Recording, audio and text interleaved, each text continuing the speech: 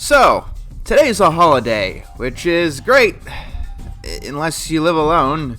Then, nobody is uploading anything on the web. Everyone seems to be, absent. All your friends are doing things with their family, and you need to play Zuma Deluxe to keep away the loneliness.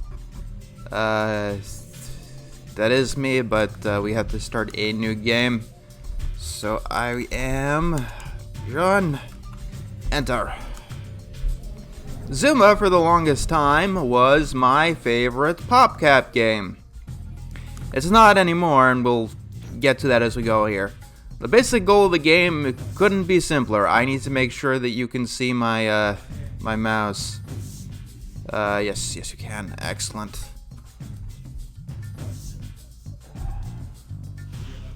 I will be right back. Alright, let's begin. The goal of Zuma couldn't be simpler. It's like every other puzzle game. Match 3 of a kind with the color.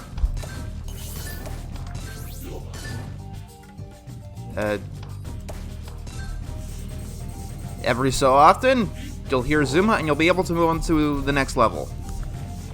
You can find this game on many, arcades and flash games. I'm playing Zuma Deluxe, which you buy on Steam. At least I think it's still available on Steam. Considering that EA owns PopCap and they don't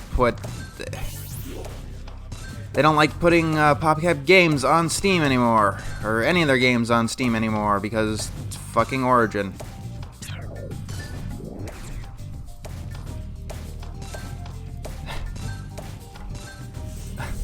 That's how good that Steam is, by the way.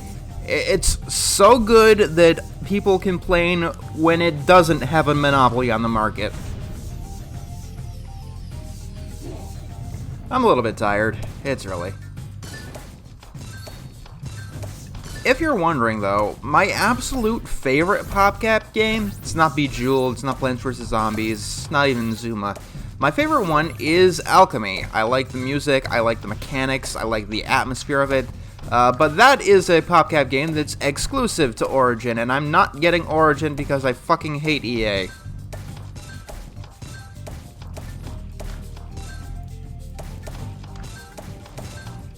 Ah.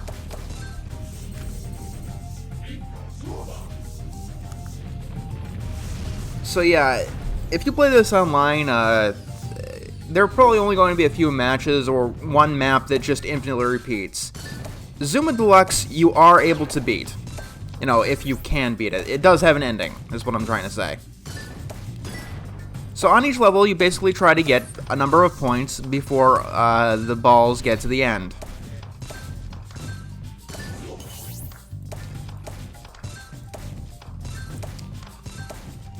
And it's highly focused, you know? Every so often, you will get a power-up. Each of them is a special kind of useful. The accuracy doesn't seem like it would be too useful, except that it makes you shoot your balls faster, which is always good. And the reverse is exceptionally helpful too. You get a certain amount of points, and you'll be able to get an extra life, which is why it's good to make sure you got some space before they get to the ending. Some levels will have multiple, just 2 mouths for or 2 tracks for the balls to get into. Now lately, and the reason why I wanted to play this game is because I've been playing Zuma's sequel as of late, Zuma's Revenge. And I'm going to spoil the verdict here, but Zuma's Revenge is better in every single way.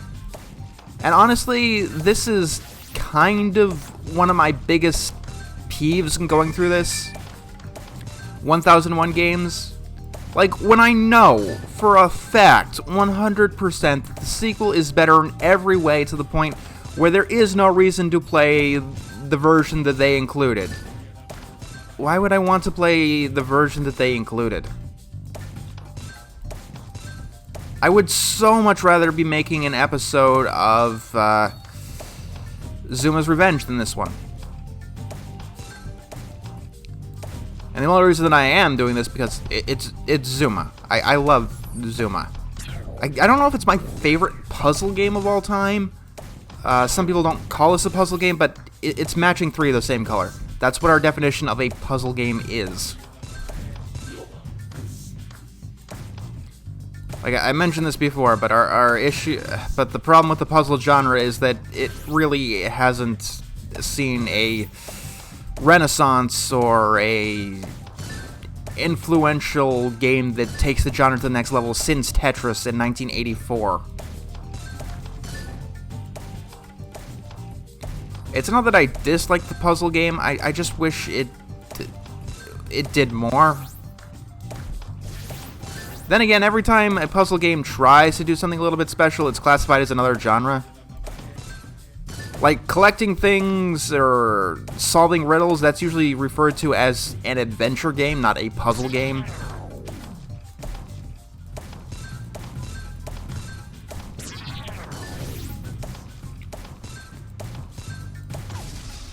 As the balls get closer to the skull thing, the music gets more sinister, more threatening.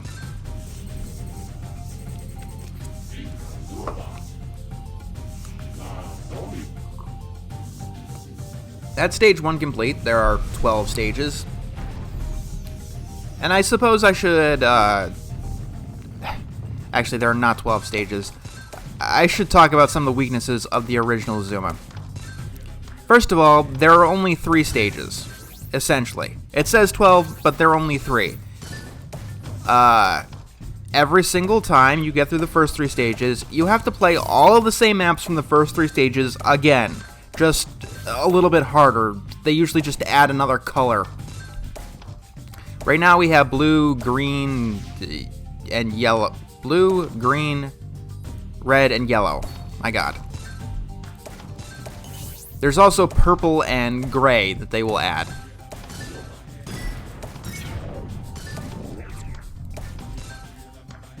Which I guess brings me to another one of this game's major weaknesses. If you're colorblind, this game is absolutely unplayable.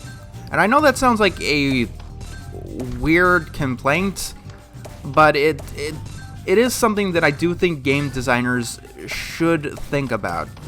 There are a lot of games where color really does help, but if you are colorblind, you're still able to play the game efficiently. Like, many games make your enemies red and your allies green. But even if you are colorblind, you can sort of still play along. It isn't too much of a hindrance because the red and the green thing, it's usually just for super convenience anyway.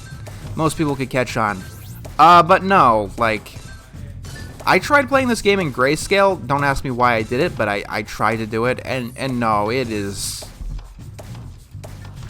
The different colored balls do have a different color pattern on them, but it really isn't visual enough to mark a difference when some of the levels get more and more hectic. I bring this up because Zuma's Revenge actually has a colorblind assist. I don't know how well it works because I'm not colorblind, but it does have one. And when a game requires usage of color, having a colorblind assist is monumentally important. And I know it's things that game designers aren't really used to thinking about, at least not since recent years, or before recent years, but it is something that they should certainly start thinking about.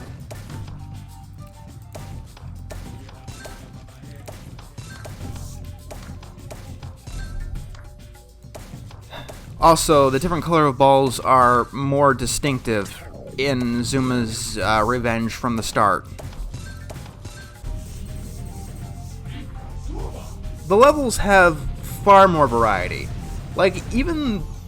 This game definitely has, like, multiple tracks. But every single time, it's pretty much the same thing.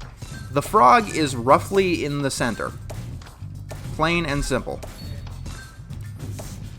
there may be 1 or 2 tracks, but the frog is always pretty much in the center, and it's always this. In Zuma's Revenge, you're able to... some levels let you slide around. Some levels allow you to hop from multiple places. Some levels don't put you in the center. There's just so much more variety. On top of that, there are additional power-ups. Right now, there are only 3. Accuracy, reverse, and slowdown. Oh, and the bomb.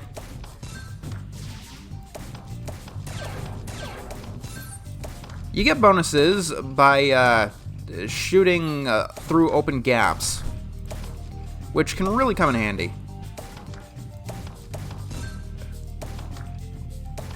One thing that is annoying in both of them is this thing up here. This is the bar that tells you how close you are to beating the level. In both games, it's roughly in the same place. In Zuma's Revenge, it's a little bit more visual, but the problem is it's just so incredibly out of the way. Anytime you're playing Zuma, you are never looking at this. If you are, you're playing the game wrong. Your eye is either on the track or on the frog. Speaking of which, you right-click to change the ball to the one that's on the frog's back.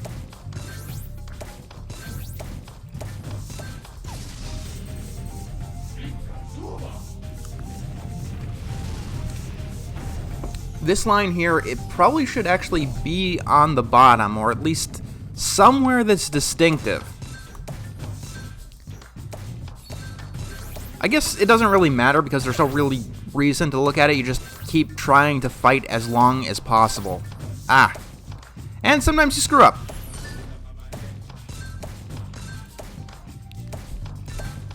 Zuma's Revenge also has additional modes. In this game, there are 2 modes.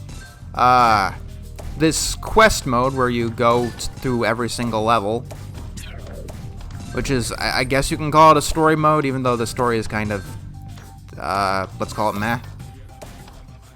And a gauntlet mode where you play every individual level as long as possible.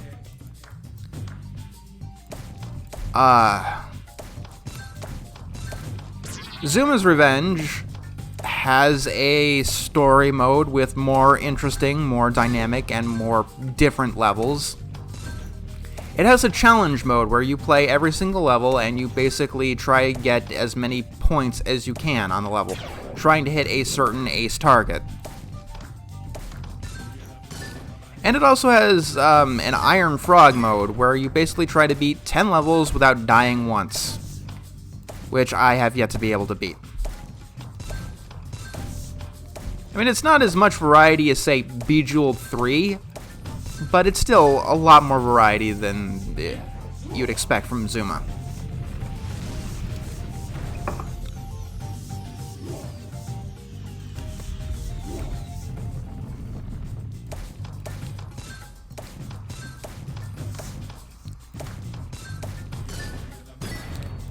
Why am I playing Zuma specifically? I thought it'd be a quick and easy game. I was also trying to play the Wind Waker, but Wind Waker is long, and I have no idea what the hell I'm going to do about the long games in this series, because they're long. I've timed it. I could beat Zuma in 4 hours. Less than that.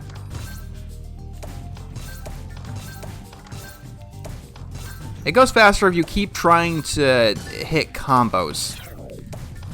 What I mean is make sure you create a match 3 with every single hit. That's the best way to do it.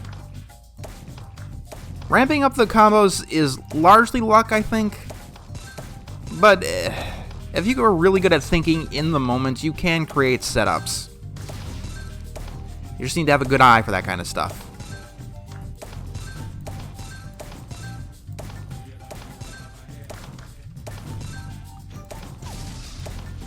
Right now things are pretty slow because it's early in the game. But I'm sure it's going to be a little bit tense as we go on. Also, Zuma's Revenge has achievements, which they mean a lot to me.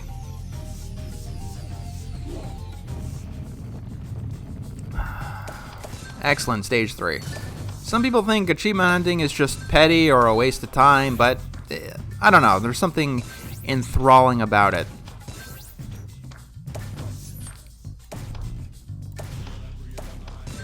Now, the most basic strategy of Zuma is to always keep firing, as long as there's something you can match up. Make sure you try and get the coins at least. Like, even if it doesn't create a match immediately, still, don't just wait for only shooting matches. You will lose if you do that. At the same time, don't go too long without any matches, or you are going to regret it.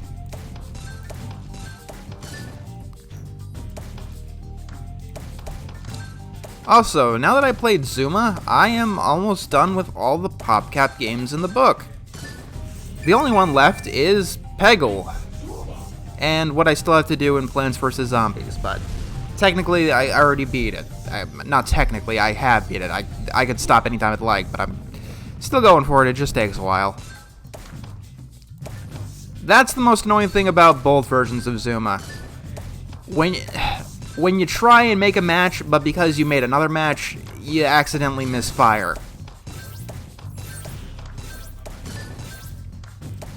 But, yeah, Peggle is a game I've never played before. I think from what I understand, it's like Pachinko, which gives me a nervous tick every time I hear that word. Seriously, like, I know this is petty, but Pachinko, like, it is one of the worst inventions in history. That is a clear exaggeration. But it's probably one of the things I would time travel to stop the invention of. Like, nothing good has come from Pachinko.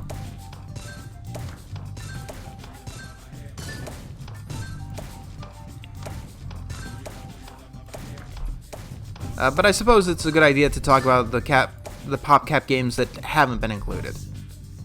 Like, I really do enjoy Alchemy. I wish it was more well-known.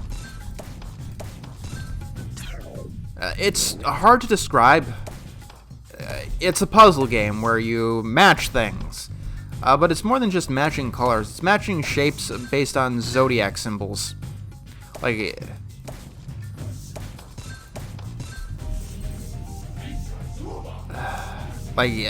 it's very, very hard to describe an abstract puzzle game. Like, even talking about Zuma here. You're a frog, and you're trying to shoot balls at other balls, matching 3 as they go down a track towards a sun idol thing. For some reason, it's never really explained why you're doing this. You gotta do this as fast as possible.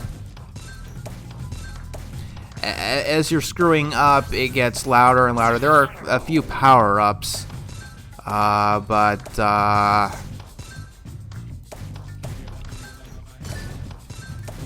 that is Zuma.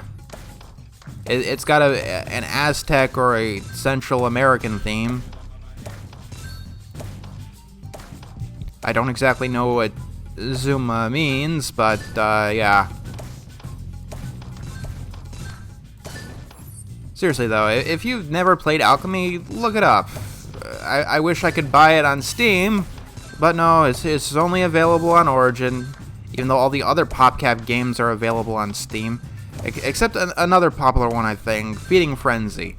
My sister played Feeding Frenzy endlessly.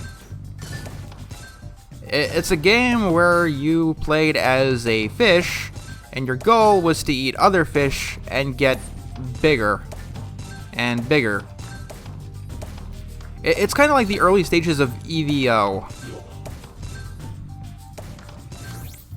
Actually, you could probably argue it's exactly like that.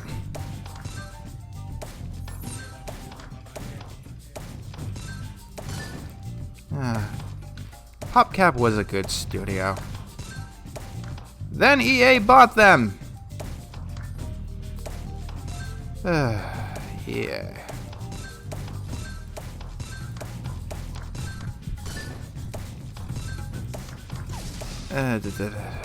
There'll be plenty of times to talk about it when I talk about games that EA actually... Also, I do keep referring to this game as a PopCap game. I don't think it was actually made by PopCap. Let me take a look when I'm done with this level. The most annoying part about Zuma is when you keep getting a color that you can't use in the moment. I am not losing right now. It's still far too early for me to willingly lose. But say if all of the balls around me were like, I don't know, green, but there was a red ball somewhere where I couldn't hit. It would be annoying if I kept getting the red balls again and again and again, and sometimes that happens. A little bit too much if you ask me.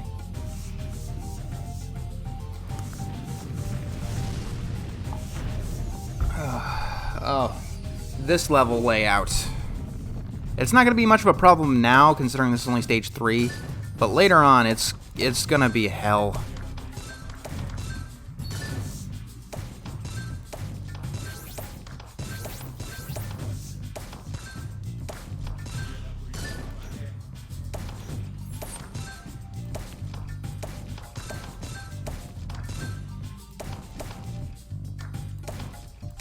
Remember, in Zuma, it's always a bad idea to wait.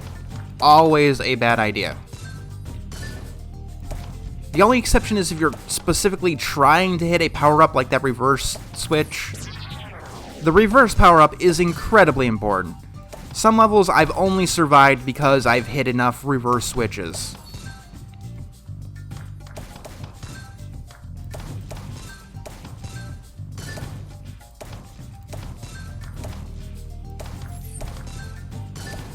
Not exactly trying to go for a high score or anything, I'm just trying to beat the game.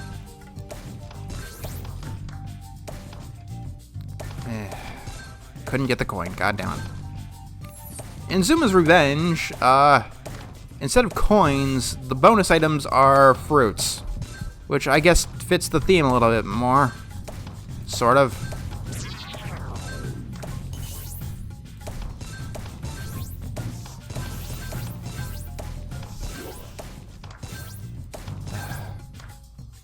There's usually nothing more satisfying than when you're close to losing, and after so long of fighting, you could barely keep it up, and then you hear that Zuma, and the balls start rolling backwards. That's just an awesome feeling. It's one of the main reasons I do enjoy this game.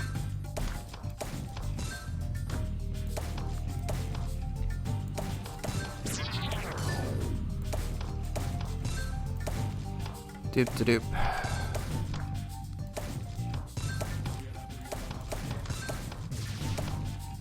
The accuracy is also, like, really useful. More useful than you think. Being able to essentially machine gun things in. Ah.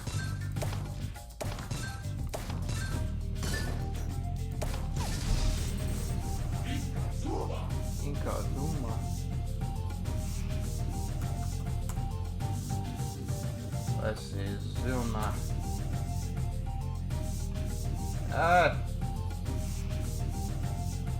Oh yeah, it's published by PopCap, but it was made by Oberon. So it's technically still a PopCap game. Just published.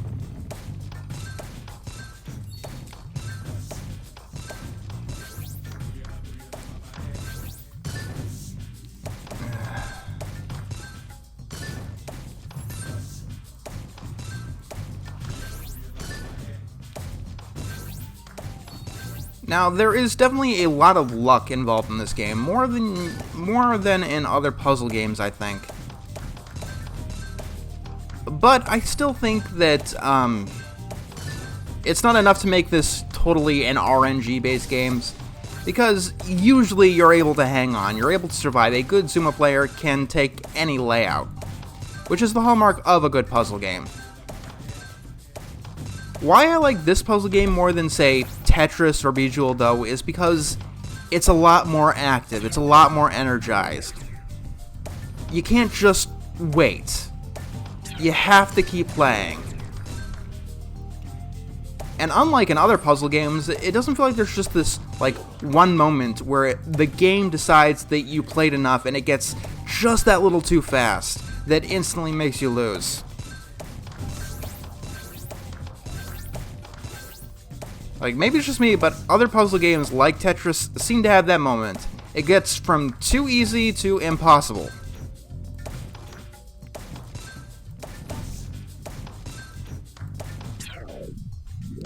Yeah, you see I was getting red balls even though I couldn't hit anything red.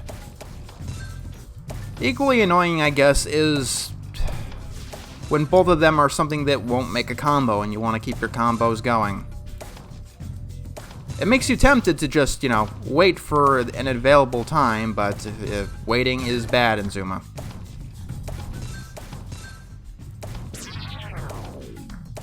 Also, see, here we have 2 tracks for the same ball drop. I don't know if it makes it harder or easier if there were 2 star symbols, but it's a thing, I guess.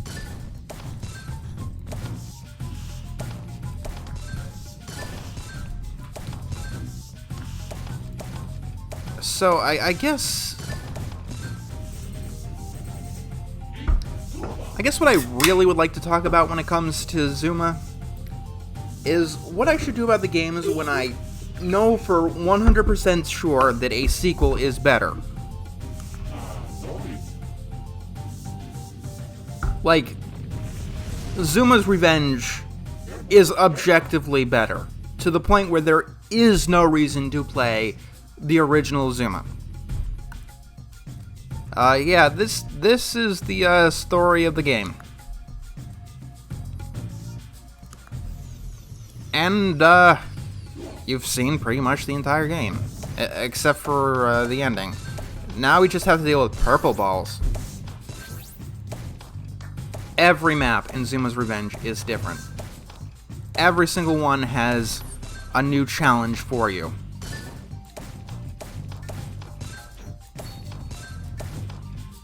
Also, this does something, because they do this, it does something that annoys me in pretty much all games. Because we're going back to this map just with another ball added, that means that the last level we did is easier than this one, objectively speaking.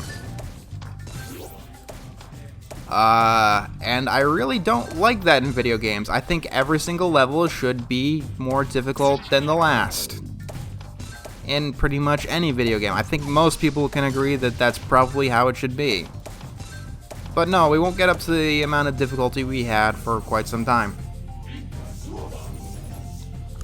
But yeah. Another good example is the Incredible Machine. Like, the original Incredible Machine is the one that's in the book. But anyone who understands the series knows that Even More Contraptions is the one you should play, to the point where there's no reason to play the original Incredible Machine. Because Even More Contraptions has basically all the puzzles from the entire series. So, I guess I'm gonna leave this in your hands. What should I really do about these? Should I just play the sequels, book be damned, or should I essentially waste my time doing things that I already know the answers to?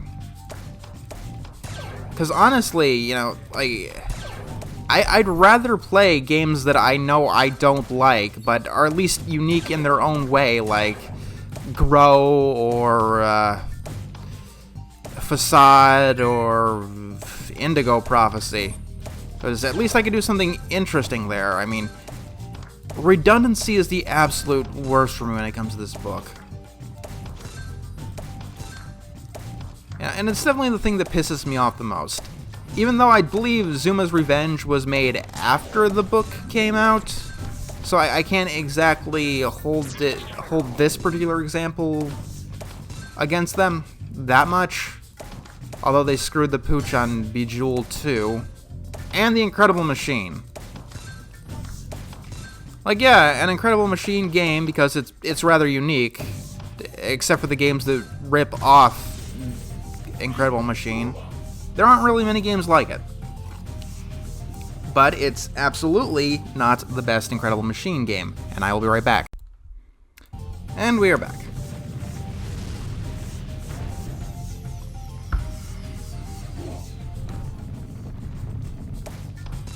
So, yeah.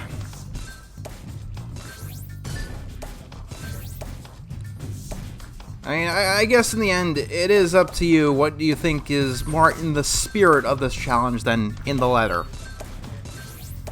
Because, like, the spirit of the book should say, yes, absolutely. If there's a better sequel to the game or something that does this exact thing better, then you should probably take it.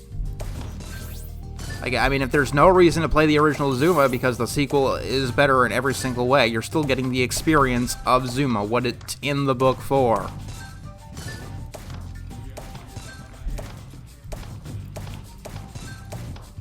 You know, like, if there's anything that I would want to immediately address, immediately fix, that's what I'd want to do. Because some of their choices are, like, really baffling. Like, the Donkey Kong Country series, the one they chose is 3.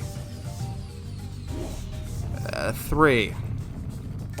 They had 4 choices, you know, with the remake that came out in, like, 2010 or something. Or, not the remake, the new entry that came out in 2010s.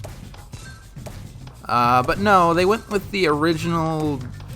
They went with Donkey Kong Country 3 instead of 2, which people say is the best.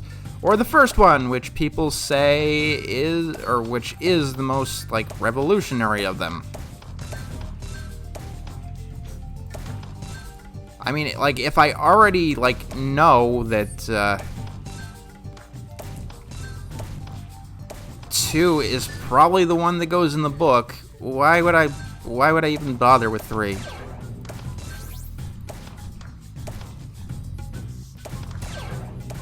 Because, yeah, because the book told me to.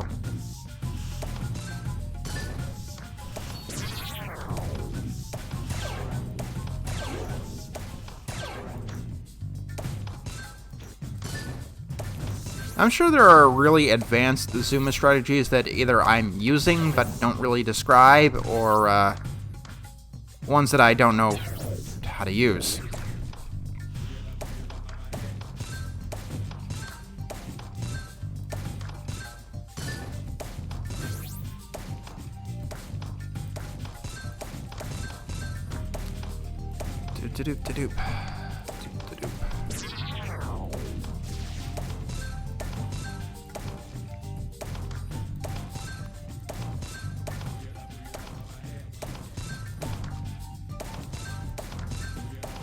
It's usually not a good idea to hit the back one, I think.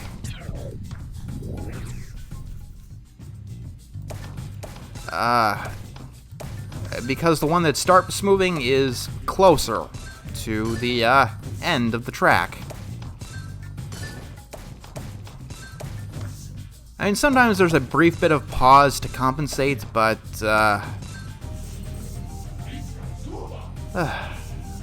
once again, I will be right back. I gotta do something. And we are back. Also, I guess I was kind of wrong. Stages 4, 5, 6, they're not exactly a replica of 1, 2, and 3. I mean, even ignoring the extra ball, they do unlock new maps every single time, I think. However, you still gotta play through all of the old maps all over again.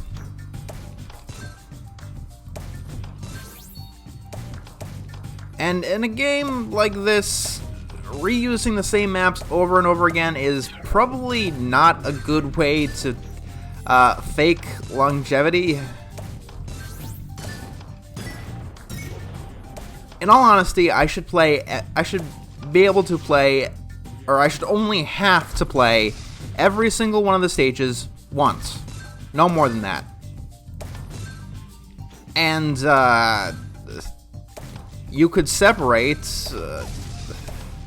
the amount of colored balls I have, make easy, medium, and hard.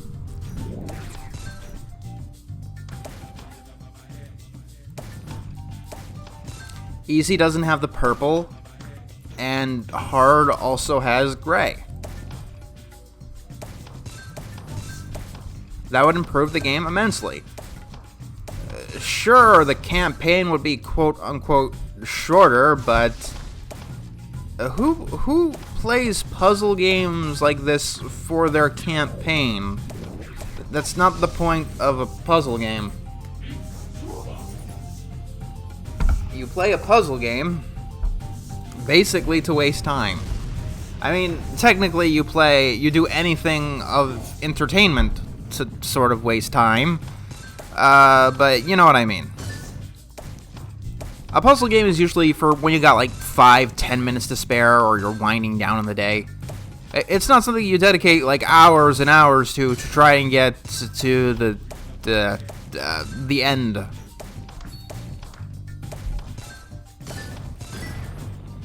A shorter campaign would probably benefit this quite well.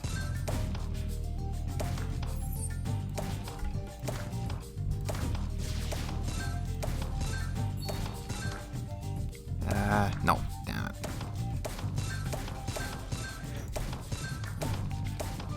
Yeah, maybe I should try a speedrun to see what happens.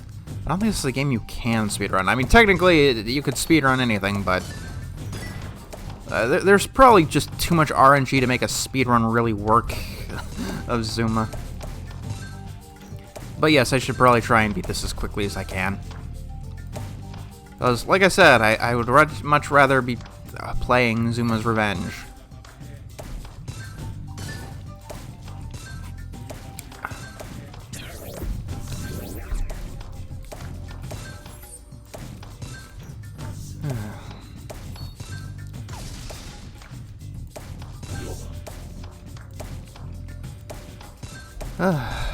Actually, I think we're close to done for now. My throat's a little bit sore right now, so I don't want to push it. I wish I had a lot more endurance when it comes to speaking. Some people can do it for like hours and hours. And that's definitely something that I envy. It is a reason why I don't do things like podcasts and long-winded videos.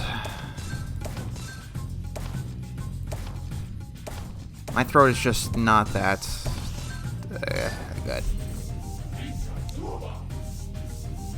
Yeah, I get an extra thing. Alright, that Stage 4 is complete. Yay. To the menu, and we can quit back to the main menu. Leave. All right. Until next time. Let's continue. Even though I'm not entirely sure why I want to continue. Because any single moment that I am playing Zuma Deluxe is better spent playing Zuma's Revenge.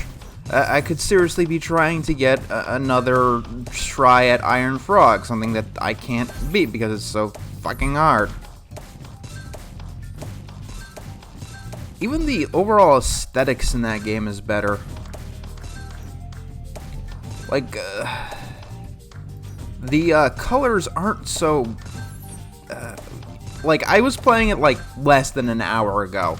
Don't ask me why. Well, I was doing it because it's a fun, enjoyable game, and it's one that I really enjoy playing. Perhaps my favorite of all time in puzzle games. But, like, playing this immediately afterwards, it makes all the colors look washed out.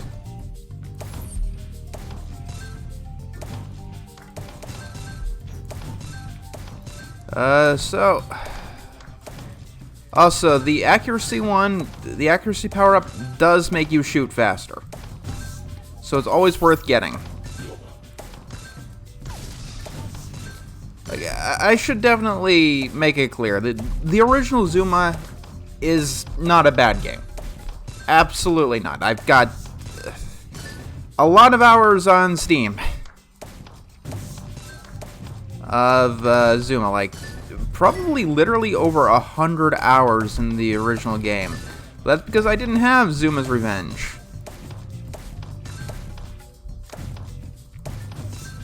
But I suppose there is one question that is yet to be asked. Because when it comes to sequel selections, there are two varieties. One would be stuff you couldn't blame the book for. And it makes me nervous saying yes to many types of games.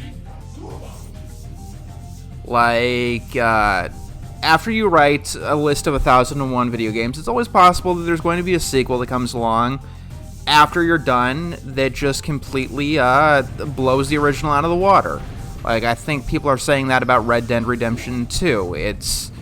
People are saying it's way better than the first one, I believe. And you can't exactly blame the book for that when the book was written years ago. But there are also things like Star Control 3. When everyone says the best one was Star Control 2. Or The Settlers, the original Settlers got in the book. Everyone says the one you should play is 2. That is totally the book screwing the fuck up. For simplicity's sake, I'm going to be treating them equally. Because we're looking at the book objectively as it is now, essentially. How it still holds up today. And they both amount to the same thing. A wrong selection.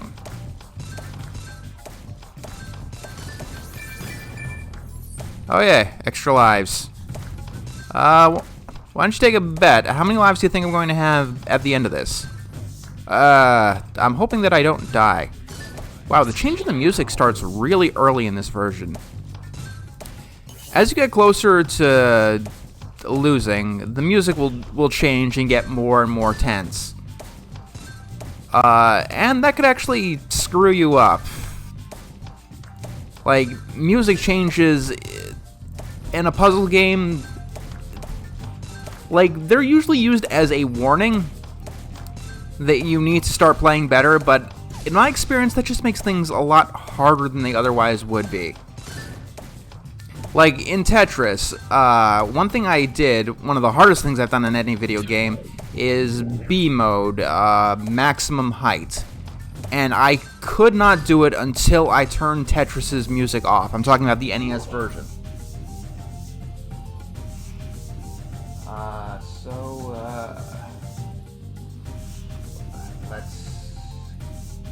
Come on, Google.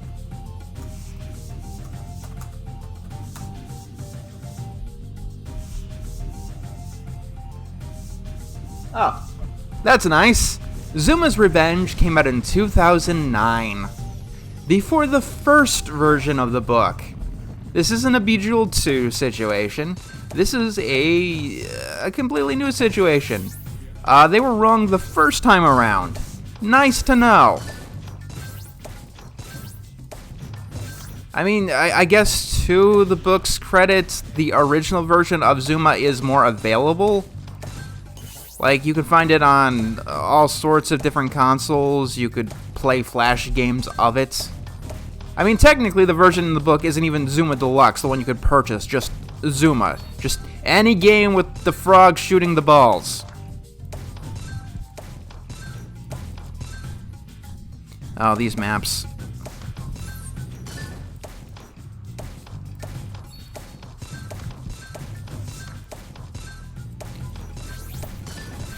Let's see. If you want to end maps quickly, you gotta get those combos.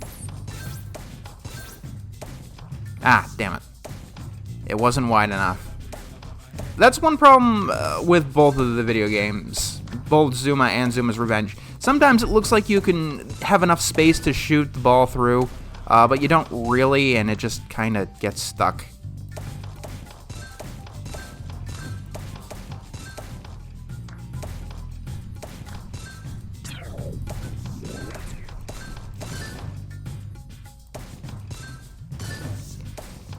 But yeah, Zuma's Revenge, 2009.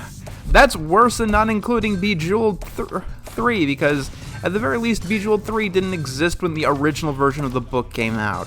But no, Zuma's Revenge did. That's nice.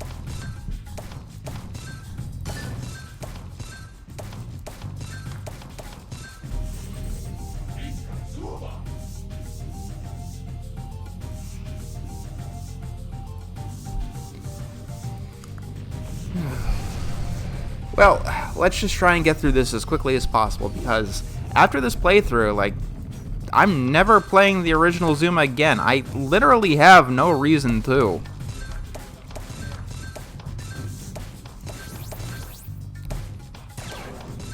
So, like, this is something that, like, I really want to figure out, like, make an established rule, because it's a thing that's going to be, like, difficult games or really bad games, they're not what's going to stop me from playing through this list, all 1001 games. It's games like this, and keep in mind, Zuma for the longest time has been one of my favorite, not just puzzle games, but games of all time. But when there's a sequel that is objectively better, to the point where there is, like, no real reason to touch the original anymore,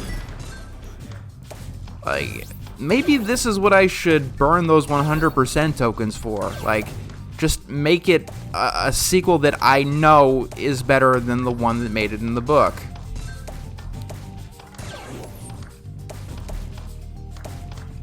Because there's another thing, like, another thing to concern about this is the price. Like, in this one, like, I already own Zuma Deluxe, before I embarked on this quest, but, say if it's a game like The Settlers 2, or the Settlers series. The first one is in the book, but I know the second one is the best. So why would I buy the first one? That just seems like a waste of money.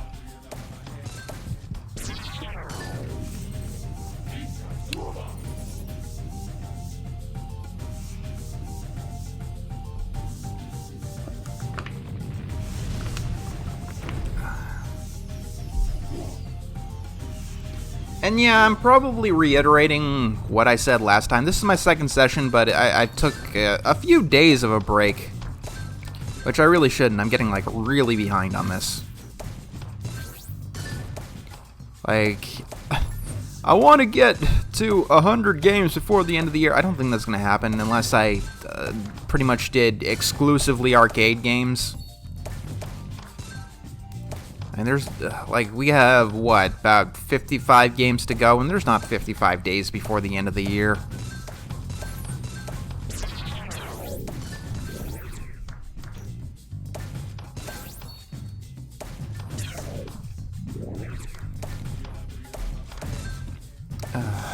But there's just not much to talk about. I mean, that's also because Zuma is, like most puzzle games, it's really simple. Like, there's really not much to talk about in any video game, or in any puzzle game like this, unless you want to talk about the history behind it.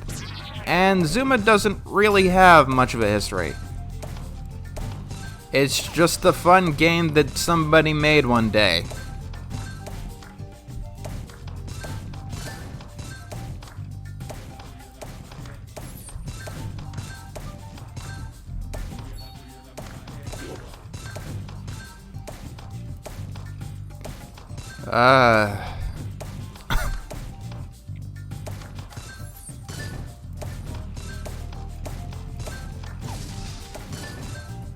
So yeah, I guess, I don't know. Like, I do not know.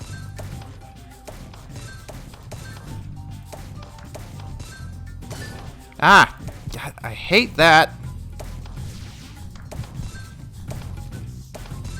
normally, sometimes the ball sliding backwards quickly is the only thing that ends up saving your life. But when you get close to the skill ceiling, more often than not just screws you up. I usually wish that the balls were just completely stationary.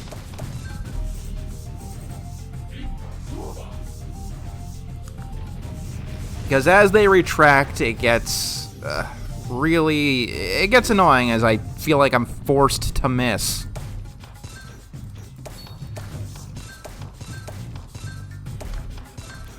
We're getting into the tracks like this one, where it goes under and over, and you can't always hit everything.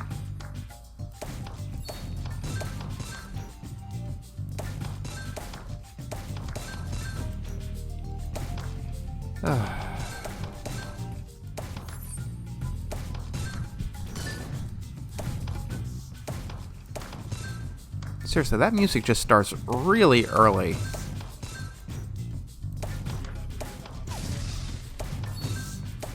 Although, I guess in some levels we're going to be hearing exclusively the annoying music. Not annoying, it's not annoying, it's just music that's more likely than not to screw me up. The backwards ball is quite clearly the best power-up in this game. And it's probably the best power-up in the second game too, unless you're trying to get a better time. It doesn't really help for the time, it just helps with survivability. If you want to get good time, accuracy is what you need. But I'm not exactly going for the time.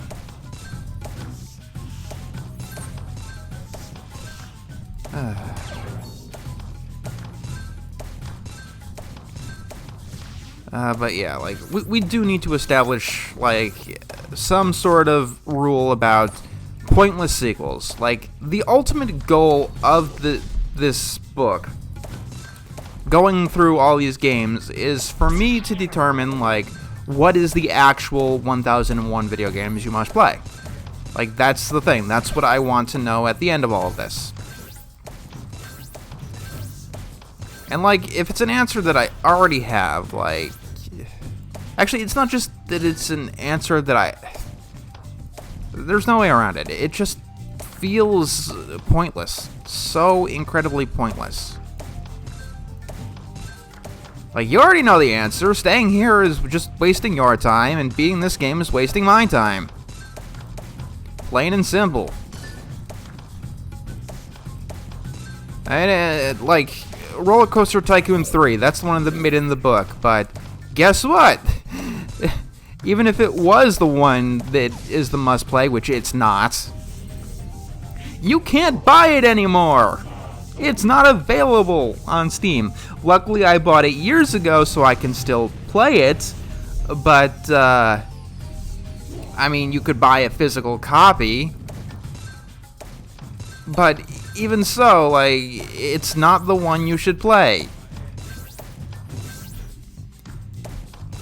I mean, the first one was the best of the games. Well, Roller Coaster Tycoon is another weird series. The maps of the first one are the best, but the mechanics of the second one really do help, or are really the best. But if you want the best Roller Coaster Tycoon experience, here's what you do. You buy Roller Coaster Tycoon 2, okay? Then you download something called OpenRCT2. It's a mod. Once you have that, then you download all of the parks for the original that were remade for Roller Coaster Tycoon 2 and it's in its level editor. Then you're able to do things like fast forward or pause time, which you couldn't do until Roller Coaster Tycoon 3 for some fucking reason. You have access to Roller Coaster Tycoon 2 Sandbox mode, and you're able to include an option where you win the game the second that you hit the goal of the park. So you're not forced to arbitrarily wait like an hour in-game doing absolutely nothing. But that would just like, what exactly would you call that if you wanted to include that in the book? Because like, that is, once again, like objectively the definitive way to experience Roller Coaster Tycoon, the series, the best of the series. If you want a 3D park simulator, that's Planet Coaster. It is objectively better than Roller Coaster Tycoon 3. Roller Coaster Tycoon 3 has aged like shit. And I will stand by that.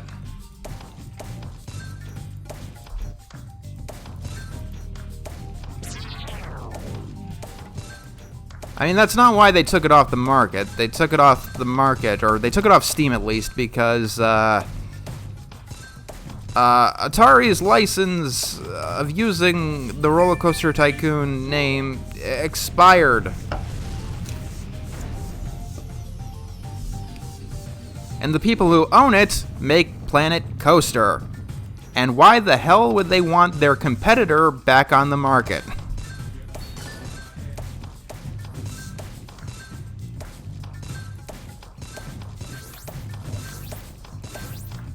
Eh.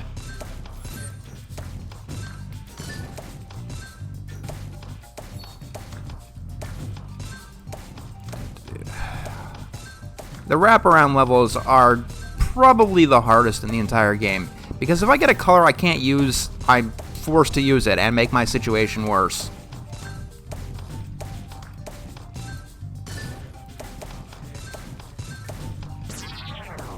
So usually one of my strategies is, when there's a color that looks like it's becoming a little bit rare, even if it doesn't immediately get rid of some of the balls, I will use it. So I'm not forced to be stuck with two of them and needing to fire in a situation that will make me worse off.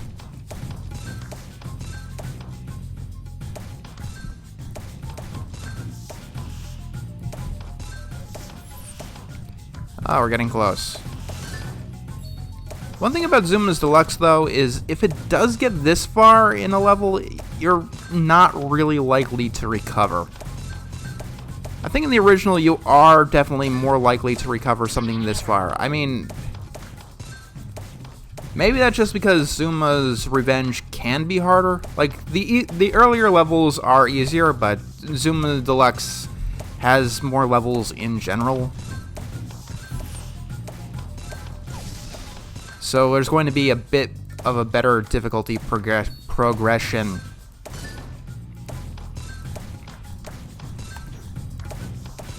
Ah.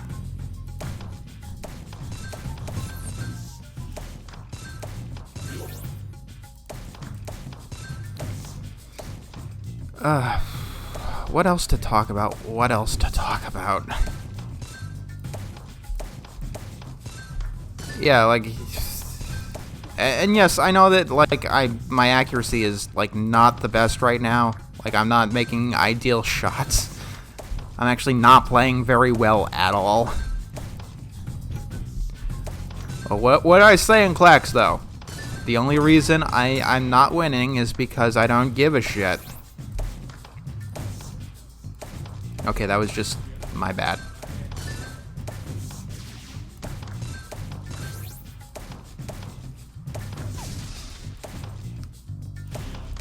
I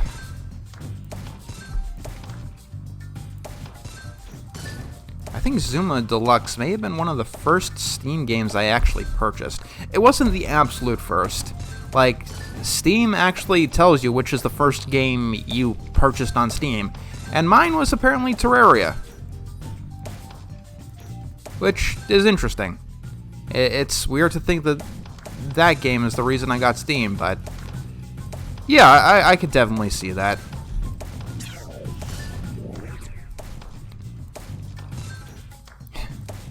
At the time, it seemed like Terraria was Minecraft with a point. But then, Microsoft gave Minecraft a point and kind of ruined the point of Minecraft.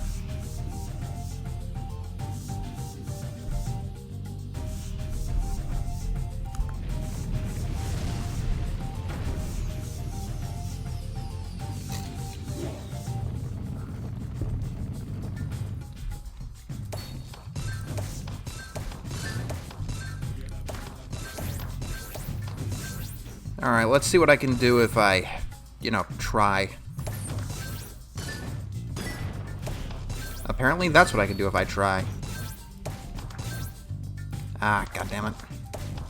I hate it when I'm forced to lose a combo.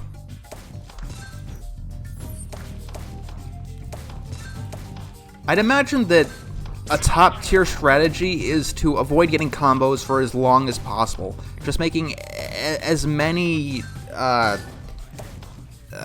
pairs as possible and then going to town trying to get the combos as high as possible. High risk, high reward. That'll definitely get you the highest score. And score is how you win. But I don't know if that's the fastest way of completing a level in Zuma.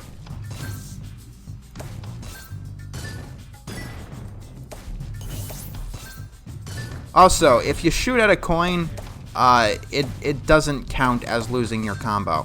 So you always want to use your most useless ball on a coin, if you can see it.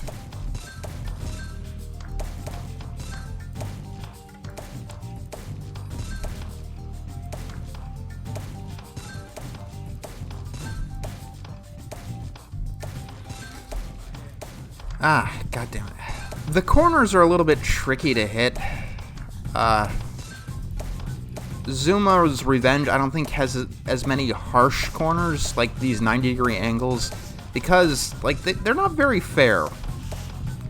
It's very incredibly difficult to engage, to just gauge where they're going to land. Even with accuracy sometimes. So it's always a bad idea to fire at a corner.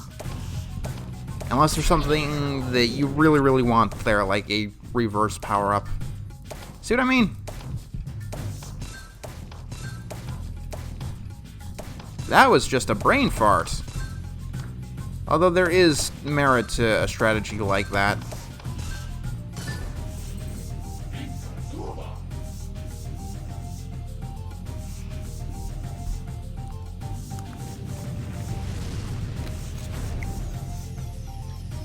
It's getting really dark really early, even for the era, even for the month.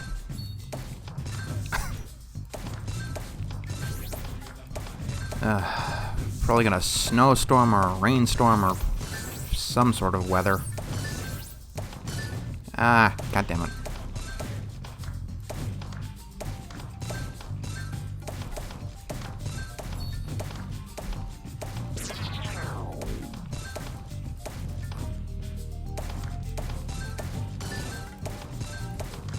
Doop-de-doop.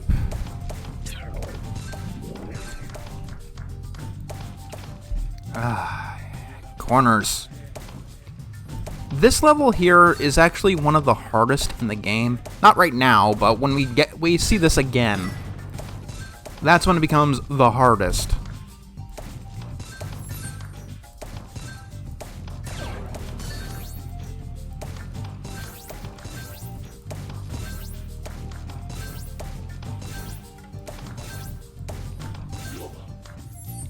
Yay. Oh.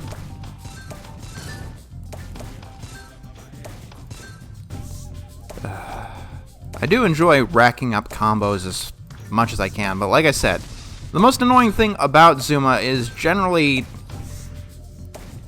when you're forced to break your combo because you don't have the balls you need.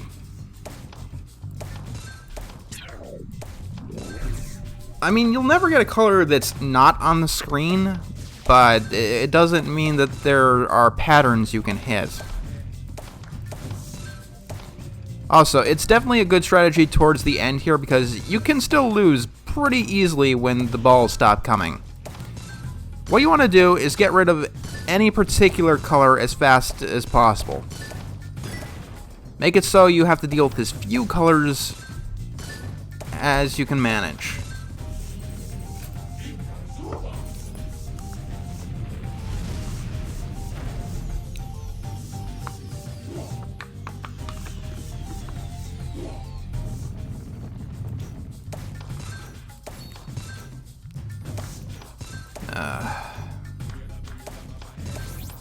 And yes, really, really good players can definitely set up combos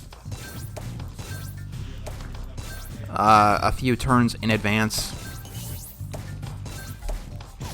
You know, I'm not the best Zuma player in the world.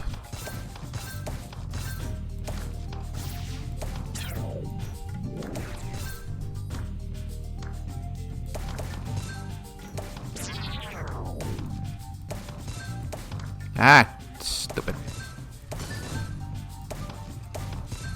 And I think the detection is much, much better in Zuma's Revenge.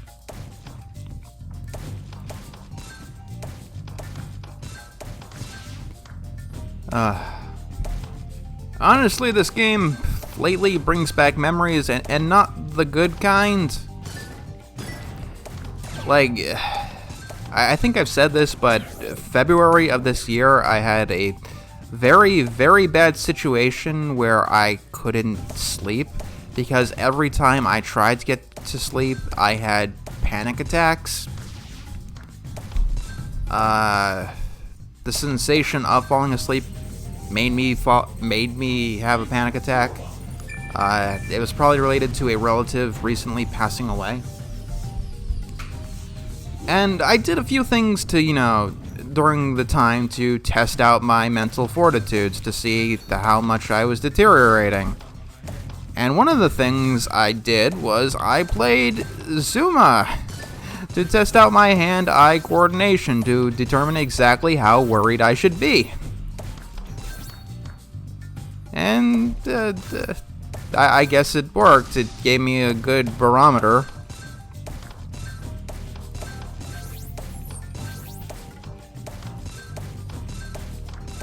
But that's what the original Zuma reminds me of most now.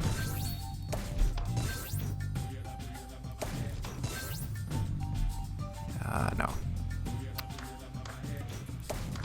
Also, if your ball hits absolutely nothing, it does break your combo.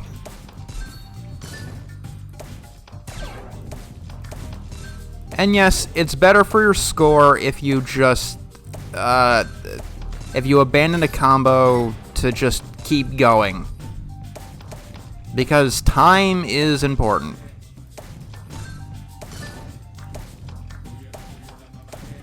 Ah.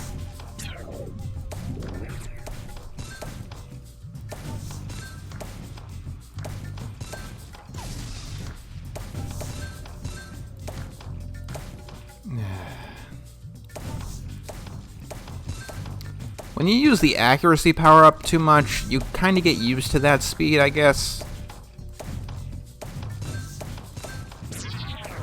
Muscle memory can screw you over quite easily. Or you could just be an idiot like me. That works too. Yeah, I hear cars going through the rain. It's raining. At least it's not snowing. Ha! I set up a combo.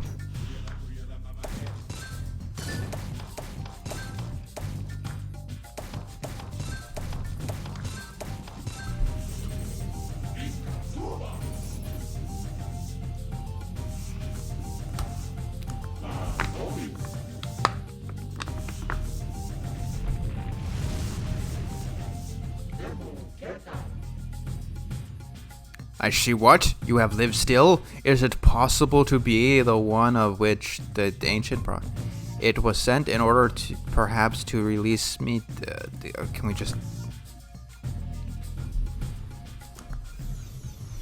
Okay.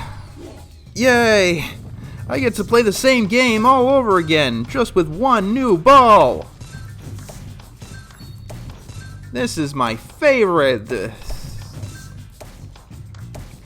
Like I said, a puzzle game lives and dies on its variety.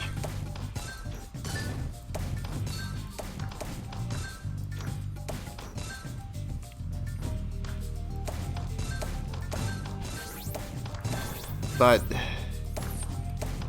I have no idea why I was so okay with such a small amount of levels, really.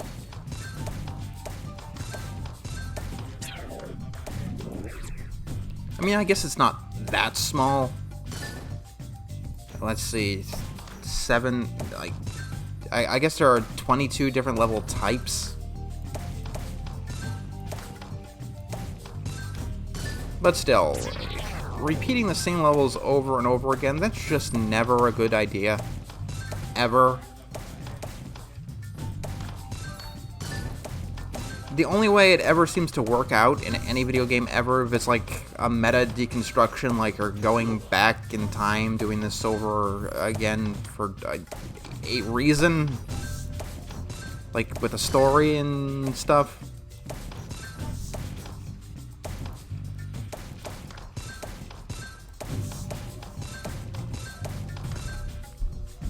How long have we been going? 30 minutes? Yeah. Throat's kind of sore already, though, which worries me. I guess I gotta get back into the flow. I took most of November off when it came to this, talking, which I shouldn't do.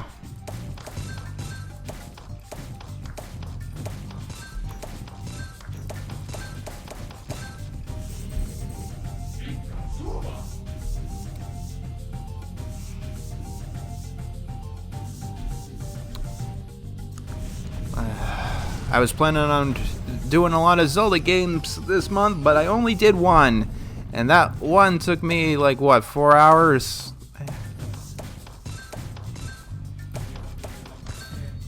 The long games is going to be another one, but I have no way out of that one. Because just because a game is long doesn't mean it's not worth playing. Kind of the opposite, actually. A game being longer is generally a benefit when I want to play casually. You know, unless it's filled with repeating the same things over and over like this one.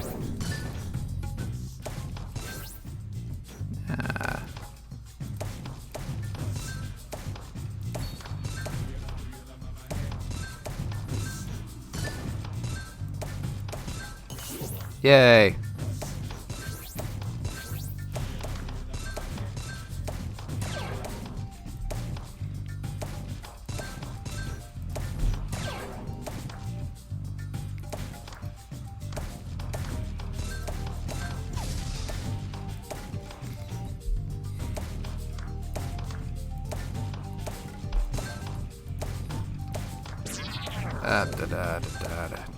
Why do I keep doing that?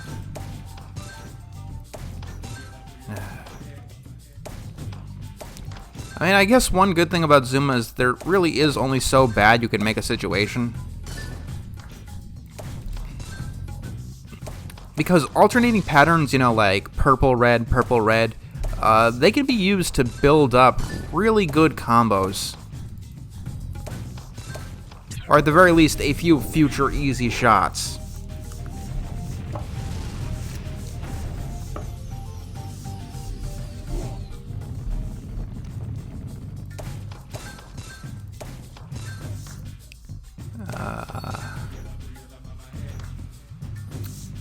Okay, be that way.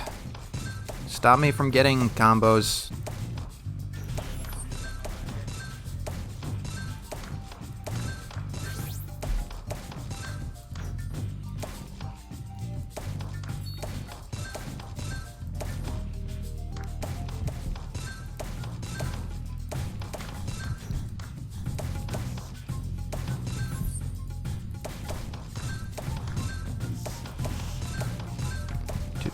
Doop.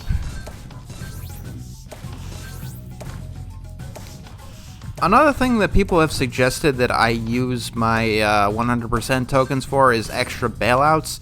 Like I said, I get one every 100 games, not 1,000. But I don't know if I want to do that per se.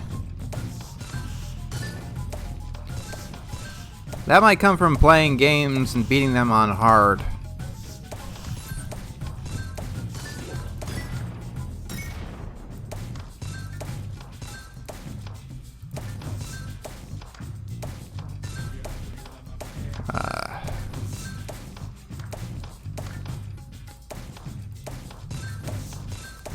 Because, like, believe it or not, I've already determined, like, a few of the games that I am going to bail out. Like, the second I get Bailout 2, I'm probably going to use it immediately to get rid of one of the games that I know that there's no fucking way it's good, and there's no way in hell that I'm going to be able to complete it. One of them is The Hobbit. You might be thinking, that GameCube game or that PC game where you're playing Bilbo, you're going on an adventure, and it was kind of fun, and not the best game in the world? No, that's not the game.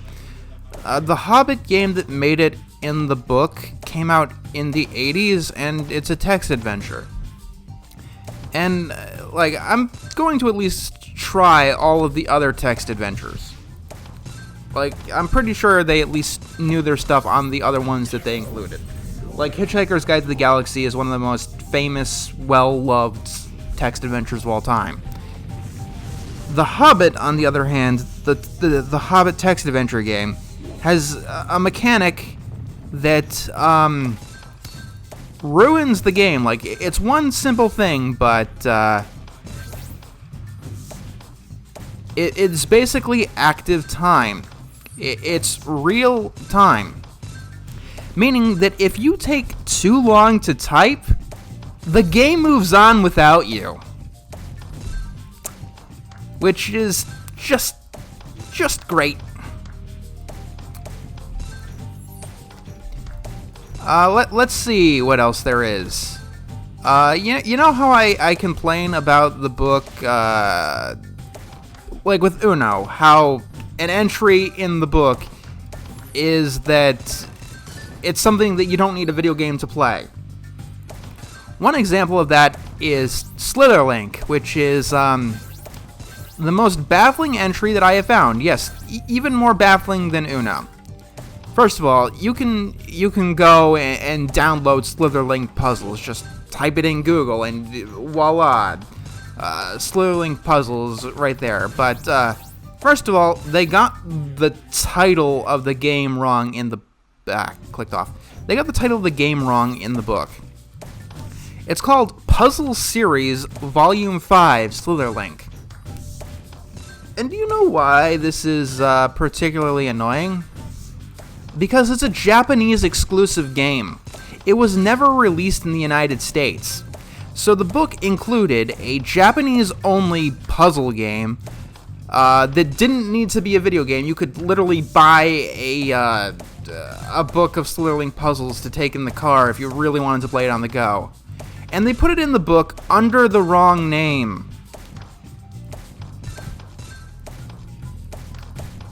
Yeah. That's something that I just, like, don't want to play out of principle. Even though I probably could beat every single puzzle in the game. It's just no point.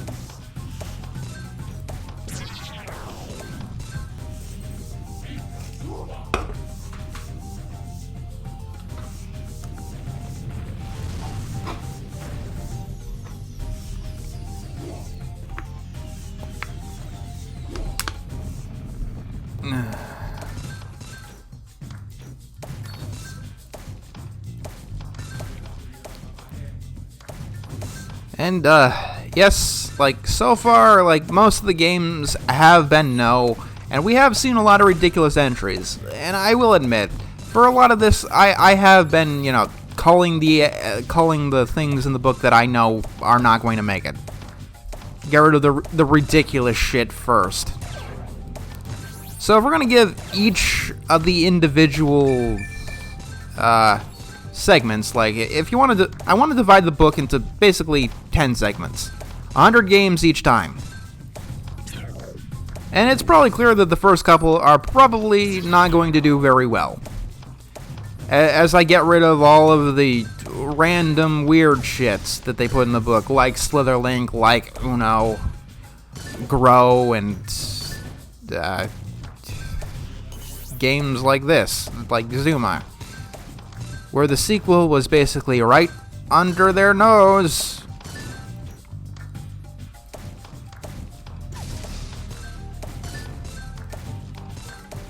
Let's see. But that being said, we've only had about 30 wrong games, I think. So, technically speaking, it's still possible for the book to get an A. Not an A+ anymore, but an A. If it has over 900 games that I consider must-plays, to me, then yeah, it'll be A if we want to go with the school system grades, but the school system grades are stupid.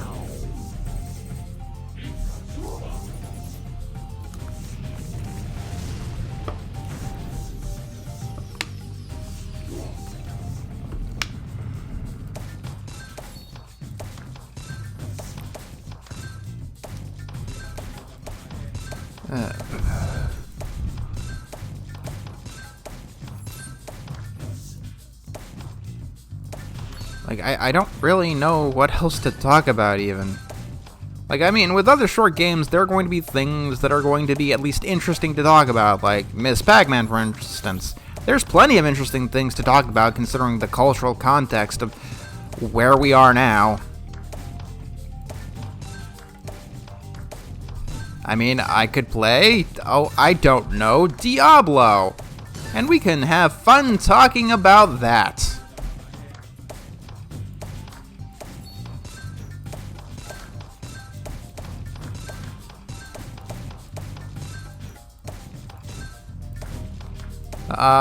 As tempted as I am to play Peggle next time and just knock off all the PopCap games, I am probably going to be playing a game that I have more things to say about. Zuma. It's a fun game, but the sequel is better in every way. Review over. That's all this amounts to.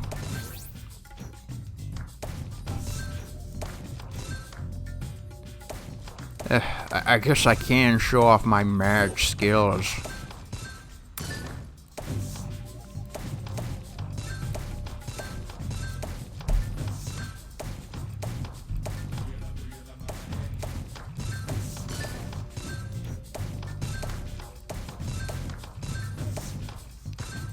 Doop-doop-doop.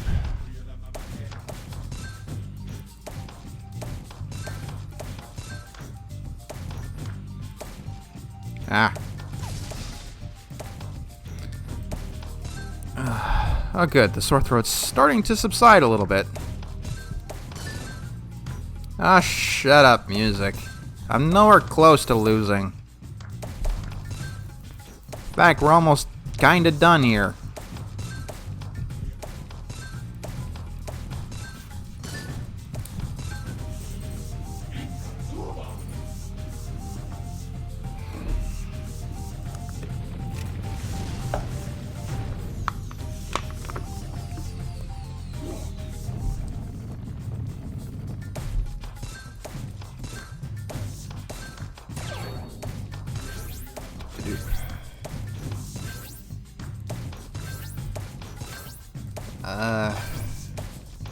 Yeah, so if you want to keep the combos going, it looks like you have to take a bit of a second of a pause every single time.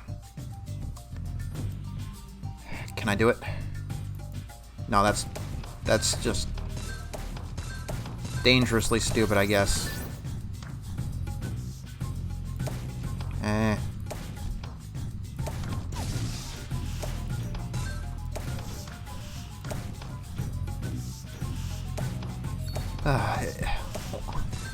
I'd take it back. One of the most annoying things about this game and Zuma's Revenge is trying to get that power-up, trying to get lucky to get the color that you need. But the second you're able to do it, or even before you're able to do it, the power-up just disappears. Because the power-ups are not permanent. They come, they go. So if you want a power-up, you gotta move quickly. Or it could be like that reverse one that just disappears before you even have a chance.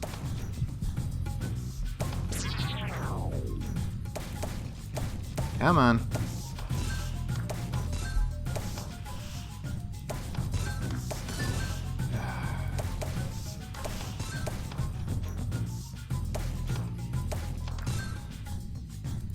God damn it. Come on. come on. Let's just get fucking rid of this. Stop giving me colors I can't fucking use.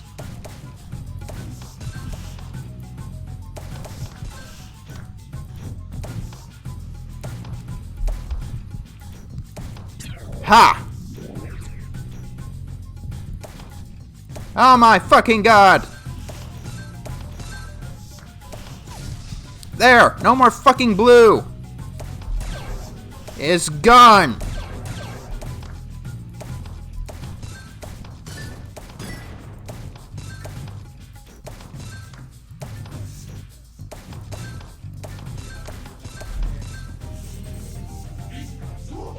That is annoying.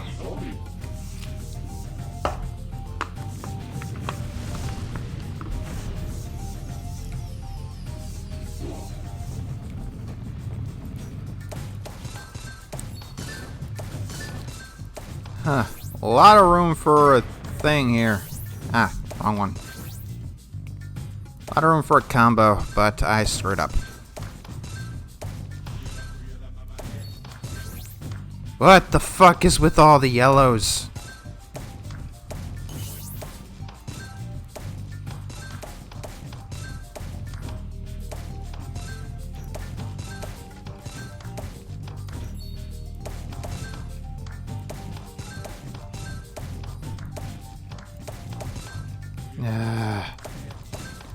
Thank you. There we go. Now I has my coin.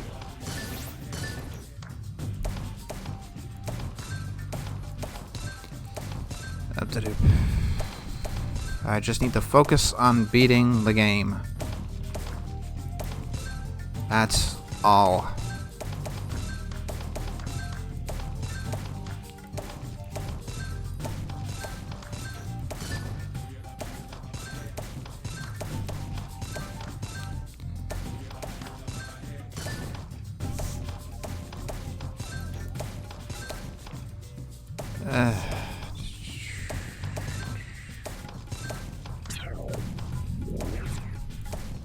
No.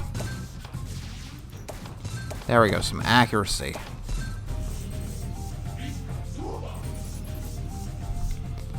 Oh, cool. Ace time.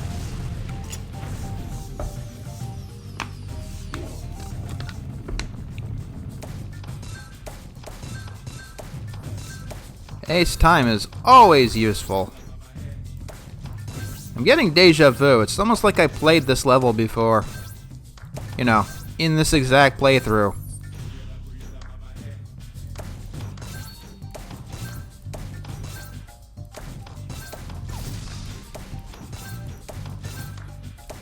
Come on, I can keep this going. Yes!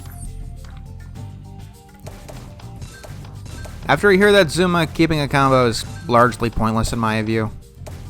Right now, it's basically just cleanup duty.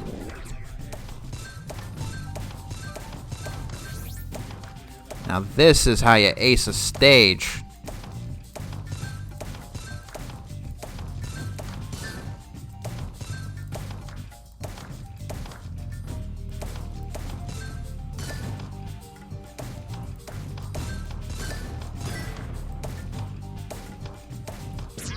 Ah.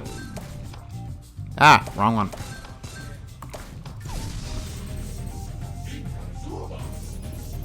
Yes.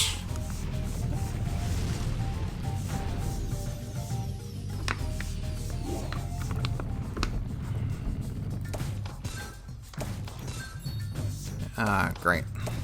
No combos available. Yeah, whether or not you're able to get an ace score on a level largely just seems to depend on luck based on how many combos you're able to get.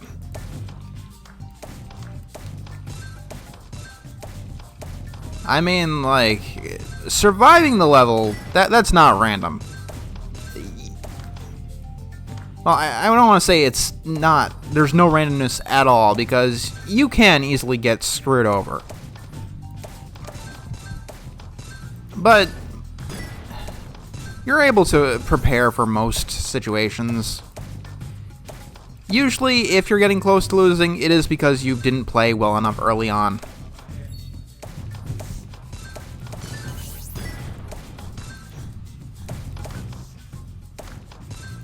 Like, what I'm doing, I'm throwing the balls in the wrong direction.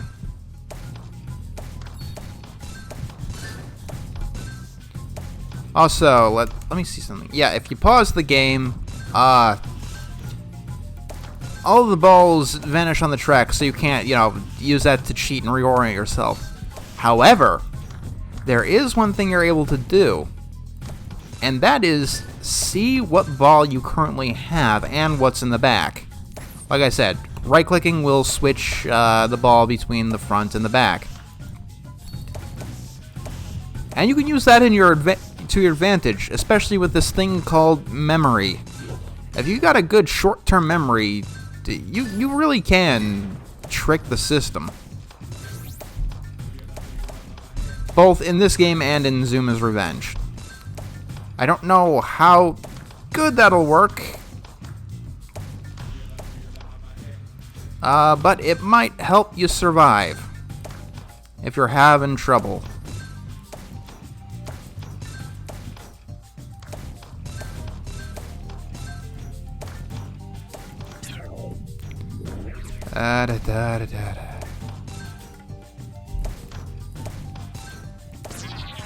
Yes, keep giving me the gray ball because that one is completely out of the way.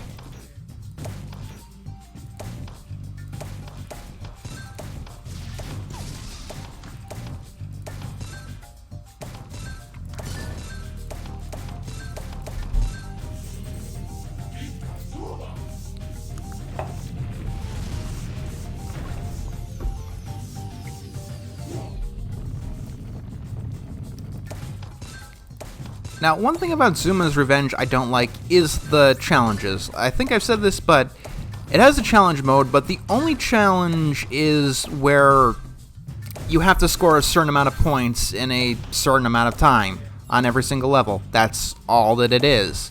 And I really wish it was something more like Plants vs. Zombies, where it really used the mechanics to make things a little bit more interesting. Like, for example, a challenge where you had to complete a track without breaking your combo. That would be an interesting, challenge. Because the challenges in Zuma's Revenge aren't really that difficult, which a challenge should kind of be.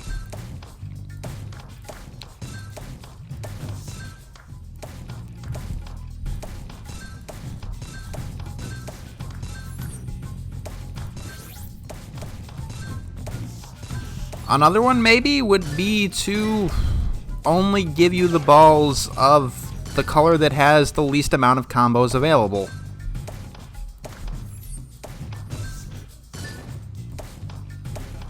Like, there are definitely things you could do to up the challenge.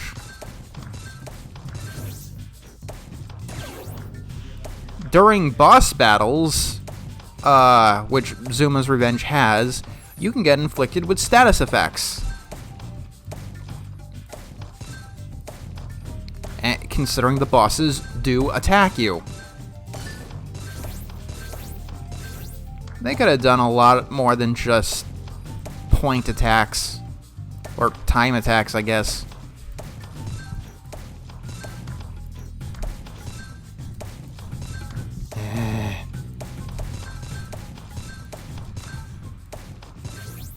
Good. Go away, green.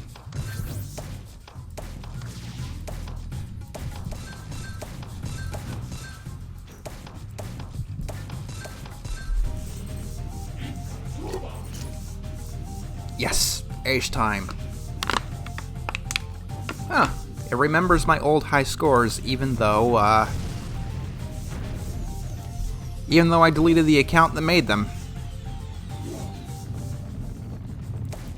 That's interesting.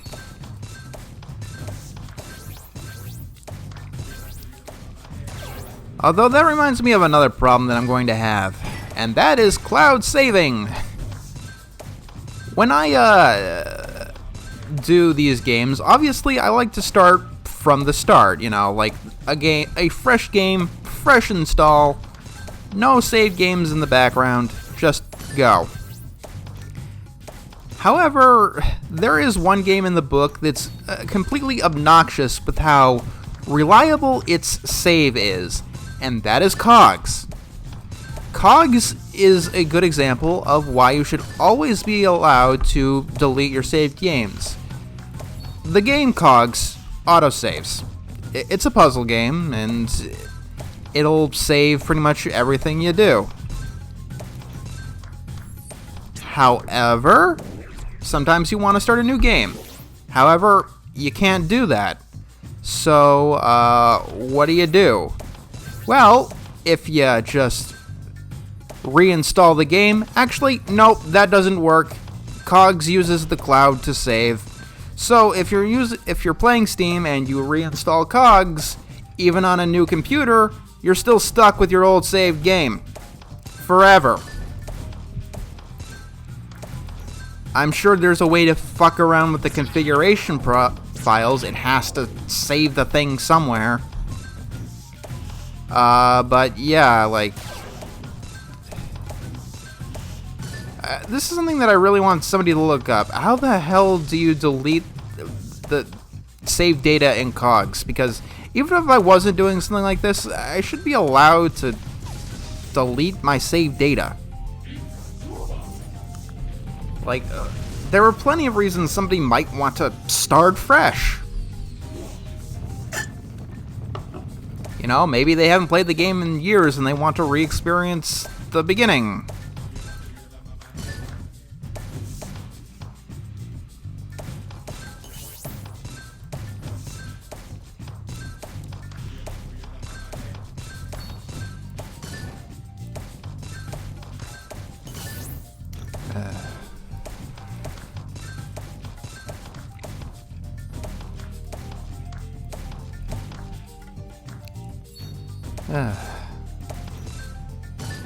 It's interesting how technology can sometimes bring video games backwards. Like, when I was a kid, I always wanted the oldest operating system possible. And why was that? Because every time my computer was updated, none of my games seemed to be compatible. So in my mind, updating computers made them worse. And even now, as games get more technological, it seems to take the actual point and go in some other weird direction. Like, motion controls. It's technologically advanced, but it's very, very bad for the industry. Mobile gaming. It's more advanced, but it's not a good thing.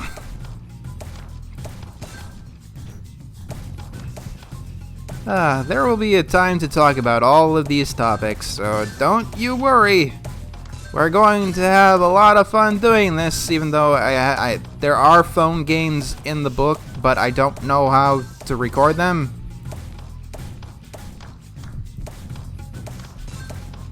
I don't think phones have capture cards, but I will figure something out. I am sure. Maybe there's a phone emulator or something. Actually, even that wouldn't work since you need to buy them off, like, app stores and shit.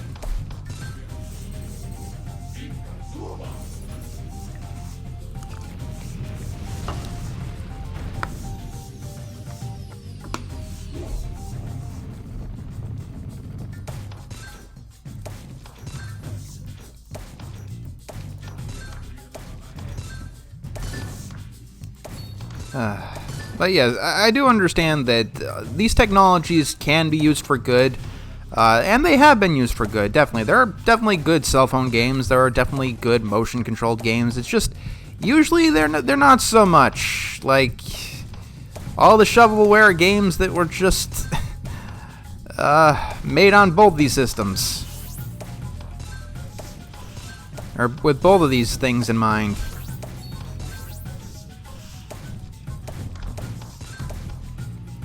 VR is definitely a good innovation, it seems, that's really taking off. There are plenty of VR exclusive games that I think probably shouldn't be. I think that most VR games should give you the option to not play in VR unless it's like absolutely integral to how the game works.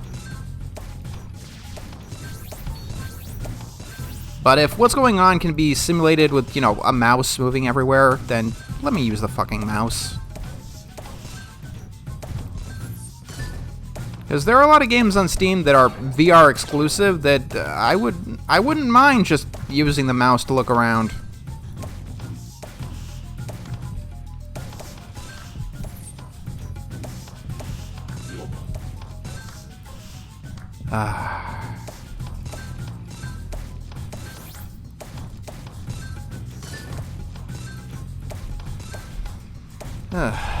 Although I do wish the compatibility of older programs was definitely more of a concern when it came to upgrading technology. I mean, I get why it's not. It's so companies can make more money by releasing versions of the game that are compatible with this new thing.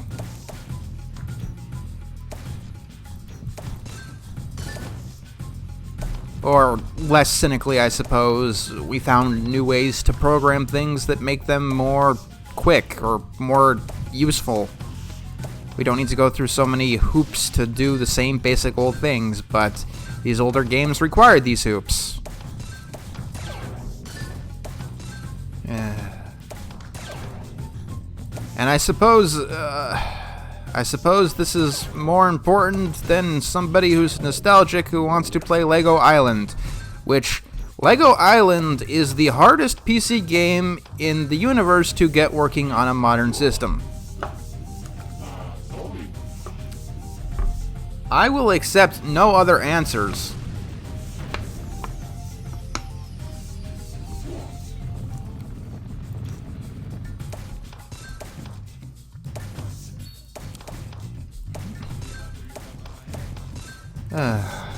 Like I said, I am just out of shit to talk about. After this level, I think we're going to call it a break because it's been going on for about an hour.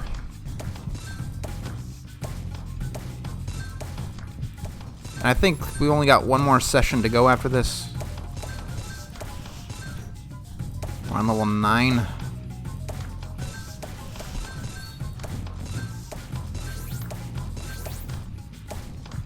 Yeah, the corners.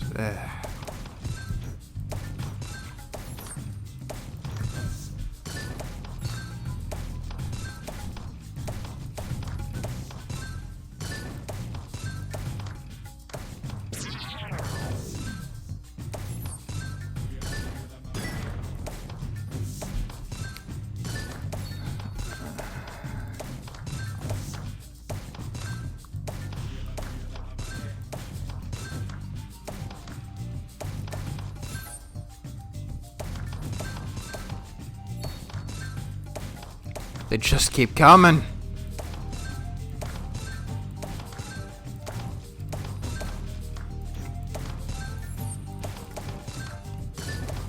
We're getting close, I think. Seriously, though, the fact that the bar at the top is at the top that tells you how close you are to being leveled, that is the worst place for it.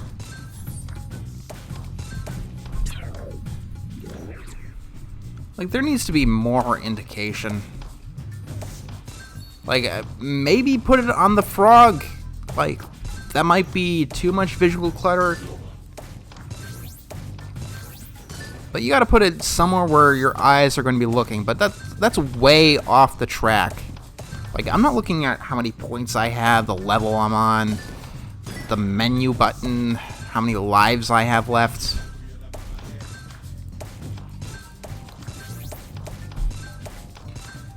Like, honestly, maybe it would be better if they gave me, like, an audio cue, like, some sort of noise when you only got, like, a minute left.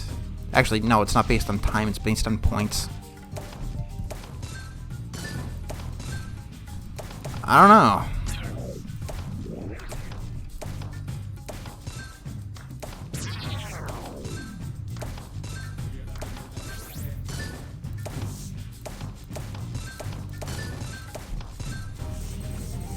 Yay, we're done.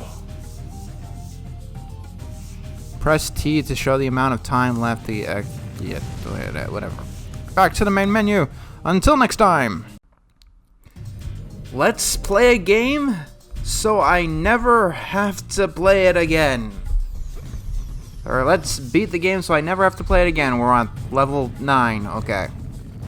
Level 9 out of... There are 12 levels and a 1-stage 13th level, so we're getting up there.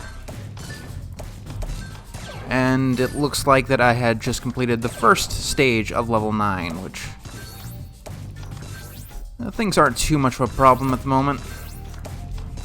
I've been practicing with Zuma's Revenge a little bit today because, well, not really practicing, it's just because that's the game I want to be playing.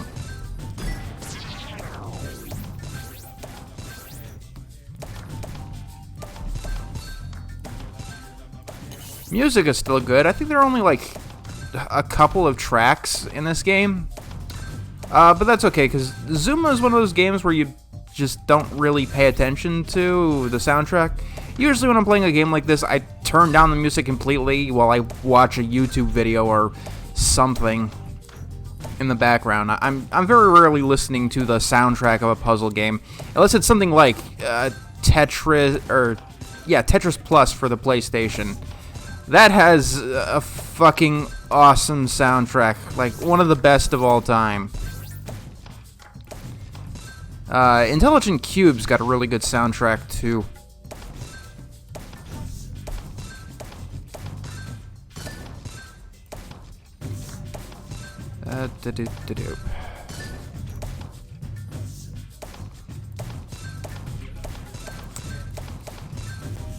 And another stage is done. My throat is a little bit sore, but I'm hoping that I have enough water and stuff to last me the next few levels, or the final few levels. There are only 3 stages in our way, but I imagine they're going to take a little bit longer than I'd like. But I do want to finish this session. Stupid fucking corners. Generally, it's a bad idea to try to hit things that are moving backwards rapidly.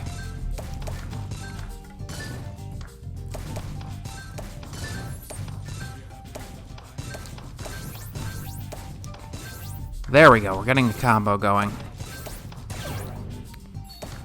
Yes. There we go. I swear, if the corners mess up my combo... Yes! Oh, double yes. Come on, come on. Alright, I'm out of combo potential. But let's make things go backwards a little bit.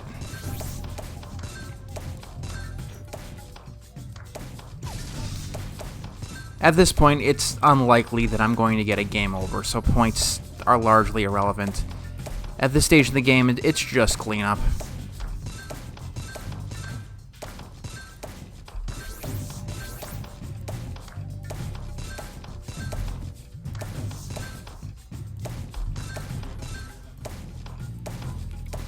And there goes the music again.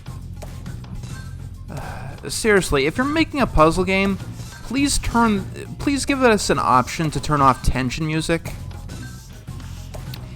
It never helps. I get that it's supposed to convey to the player that they're in the red zone, even though at this point it's more like a yellow zone at best. But what it really does is just, makes it more likely for the player to lose. It's a bad method of conveyance. Zuma's Revenge, I don't think does this. Instead, it just opens the mouth of the thing sooner. And it has, levels of the mouth opening. Which works a lot better as far as tension warnings go.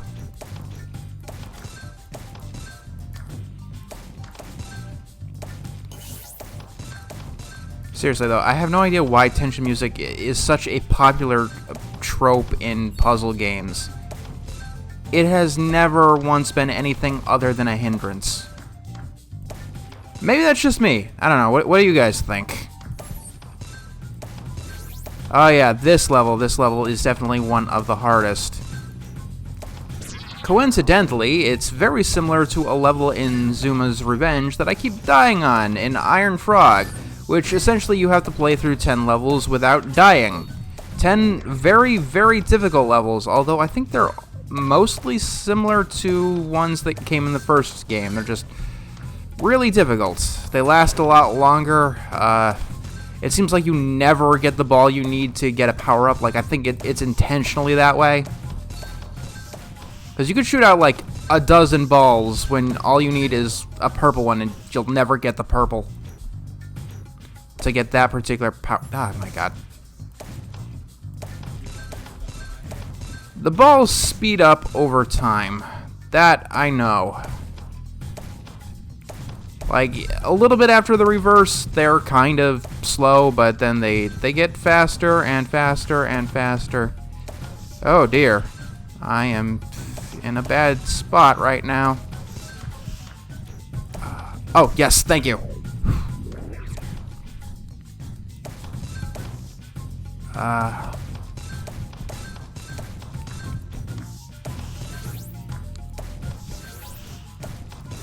We need to get rid of the trash as soon as possible. Oh, jeez.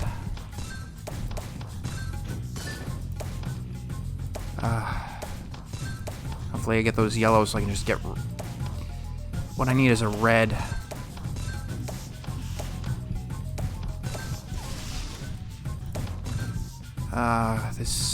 This is unwinnable. That's a little bit of an annoying thing that happens in both the Zuma games. Sometimes the game goes on a little bit longer than it would be possible to win. Alright, so I didn't get through this without dying. But yeah, like, there were two balls of separate colors over the thing. Like, the chance of winning was literally 0. If I tried to match the ones that were over the mouth, it would just... it wouldn't work. Plain and simple. It would just knock them both into it.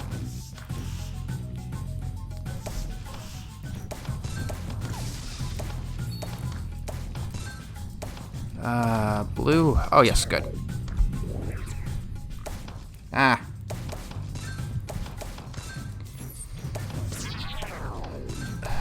So at this stage in the game, it's generally wise. The strategy I use is to collect as many power-ups as possible.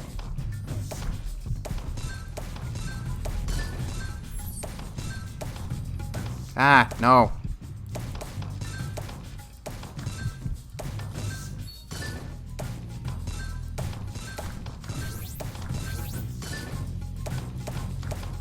We're gonna win this.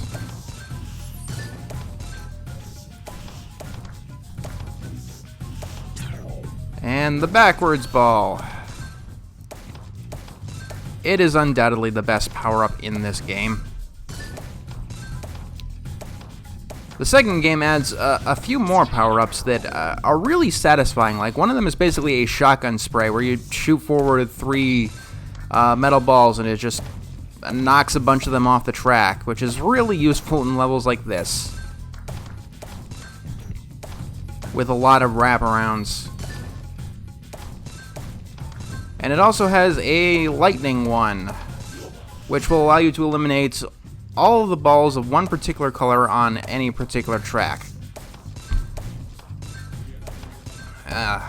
In levels with more than one track, unfortunately, it only works on one of the tracks.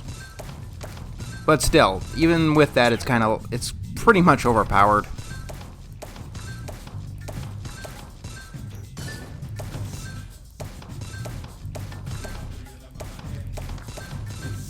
Ah! Why do I keep trying to do that? Do not try to hit balls in motion like that. You will miss every single fucking time.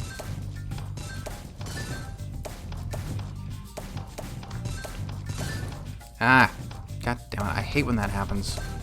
When I clear out some of them, goddamn corners.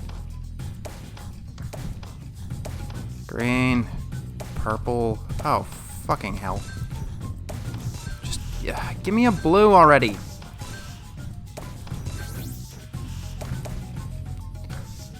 I can't touch that. Oh, in Zuma's Revenge, the power-ups last a little bit after they disappear, not a little bit before they disappear, because that's just cheap. I'll be right back. Okay, back to the game at hand.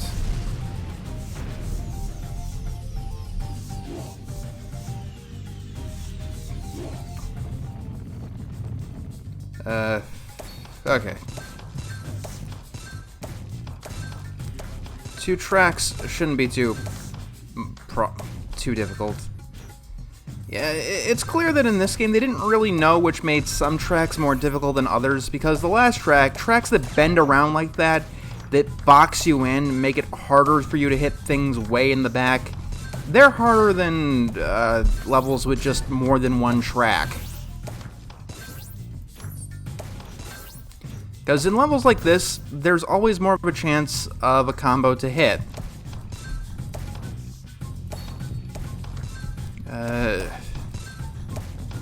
And it's less likely that you won't have a target to hit.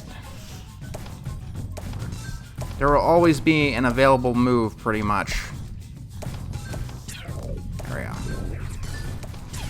Not to say that at this stage in the game, something like reverse isn't incredibly useful.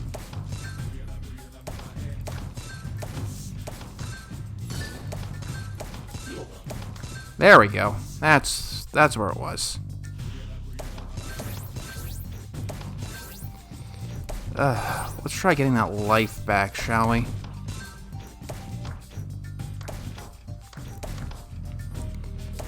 Ah, no.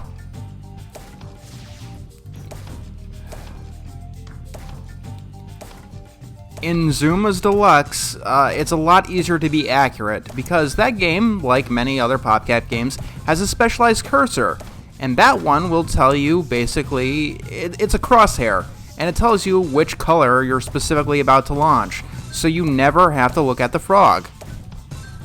You can continually focus on what's going on.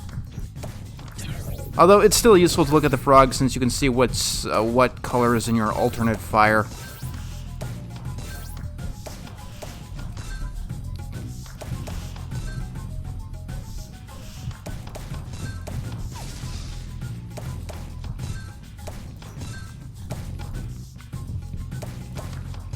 There we go, all the red is gone.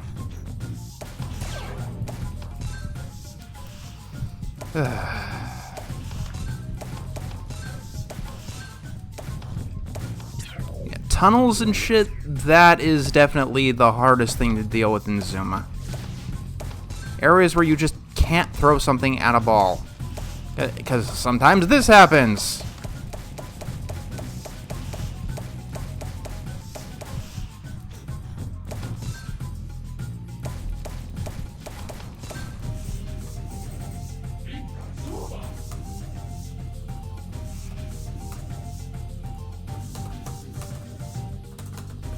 Sorry about this.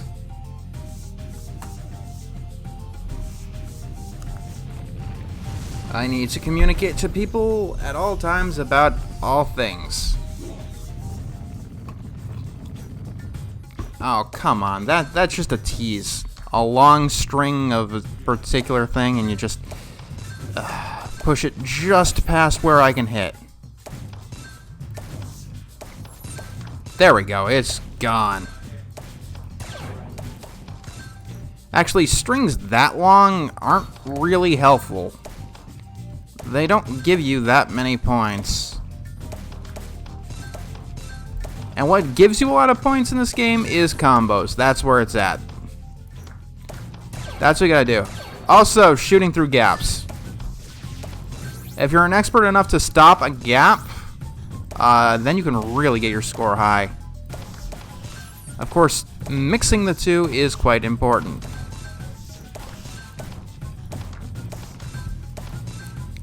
Wonder who has the world record for Zuma.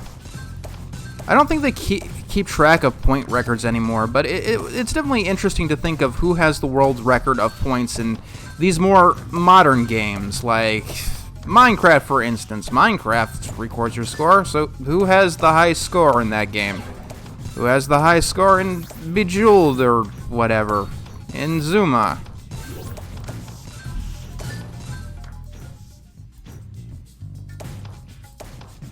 I mean, that's basically what points are there for, to compare.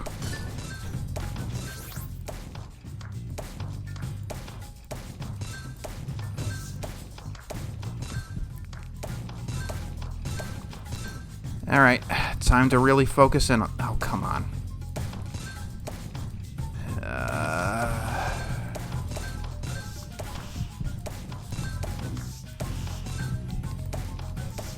There we go.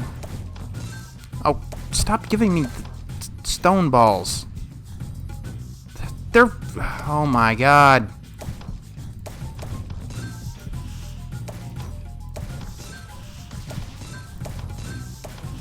There. Oh my fucking god! Why?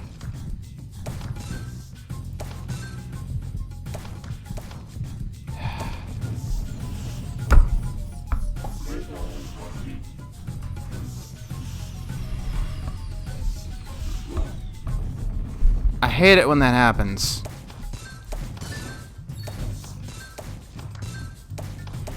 But I guess that's the consequence of randomness. But like I said, the levels where it wraps around like this, because you often get colors that you just can't use. And the most annoying thing about Zuma is when you get that one color that's on the other side of the map, you keep getting it like 5 balls in a row, but the only one of that color is like all the way on the other fucking side of the map where you can't hit it.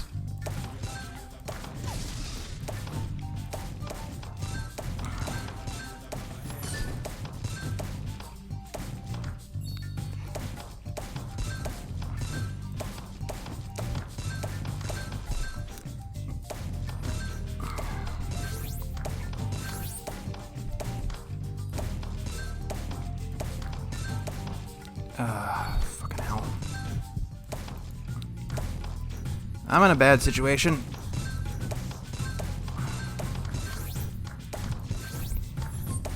Alright, looks like this is another particularly tough level, too.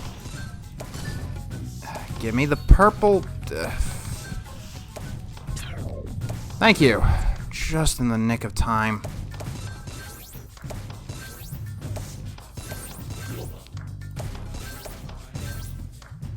I don't know. Maybe the game is conspiring against me or some shit.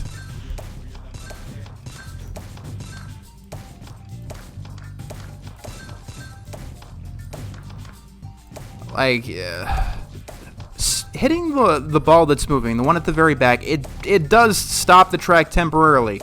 But I don't know if it's just me, but when it gets back up to full speed, it seems to always go faster than it would have if you didn't hit the back one.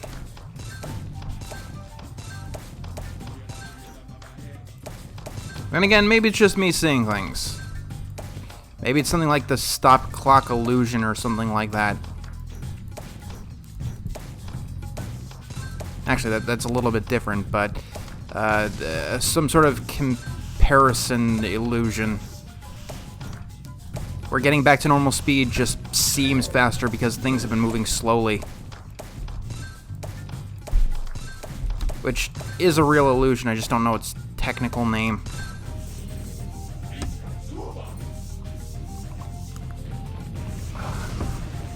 Oh, this level. Now this is the hardest layout of the entire game. Didn't say this right here was the hardest of the levels, but It's definitely the hardest layout of the entire game. Luckily, you only need to do this one twice. You should only have to do it once, but twice is better than most of the other levels in this game.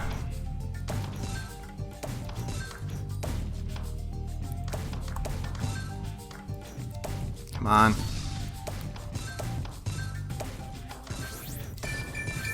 Oh, thank you.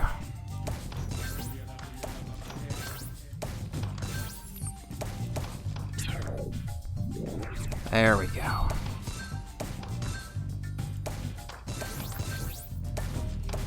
Also, if you knock back big areas while the thing is reversing, it diminishes the effectiveness of a reverse. If all of these were connected and I hit a reverse, all of them would go back. But if they weren't connected and I hit a reverse, only the ones at the front would go back. That's why when I get a reverse or when the thing starts going backwards because it hit the Zuma target, I generally don't do anything until it's over.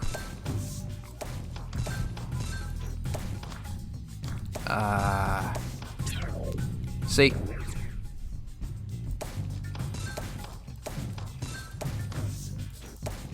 Ah, wrong one. Ah, no! Red, blue, purple, I think I fucked up. Yes I have.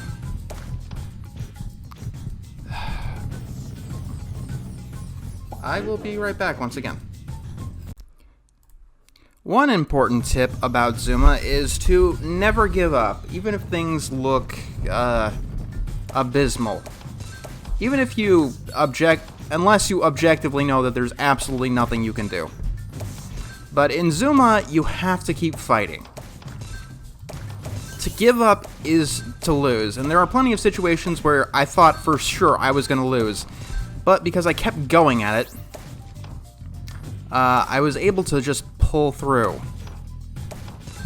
It's especially important as we get to the tail end of the game, as the levels get more and more precise, where fucking up isn't exactly allowed.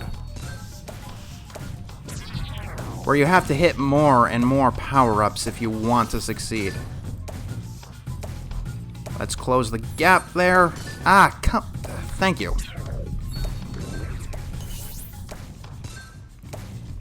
Get those coins, it'll end the level faster.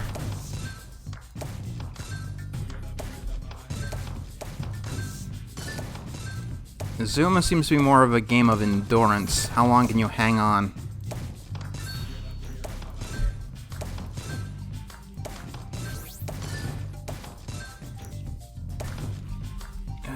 Let's see.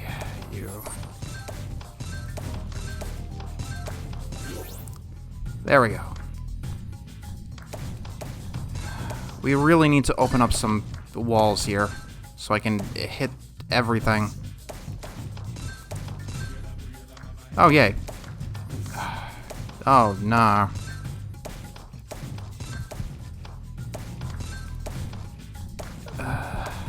Thank you.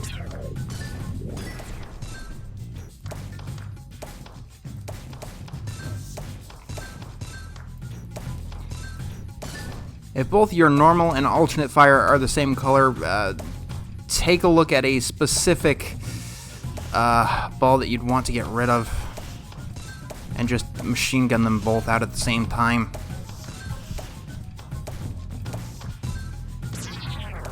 Thank you.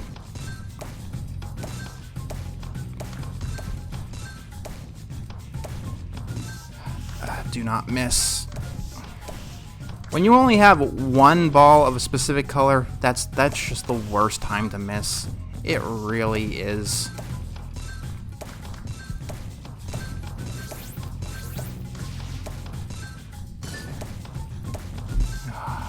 Accuracy, I love you on levels with harsh corners. That didn't blow them both up? Okay.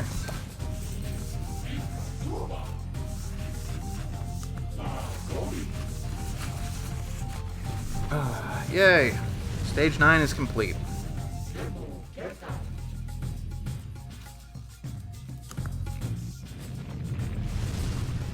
Okay. So, let me be absolutely clear. Never ever do this in any video game in any genre. Never ever convey to the player that the end is not the end. The last level that's assumed from the start should always be the last level.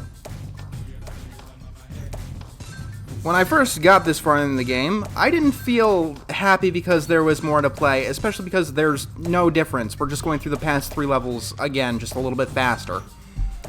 I felt kind of cheated. You told me that I was about to beat the game. But no, there's more hoops you have to do. The most infamous example of this is in Ghosts and Goblins. But, in my opinion, any game that does something like this is just as bad as Ghosts and Goblins.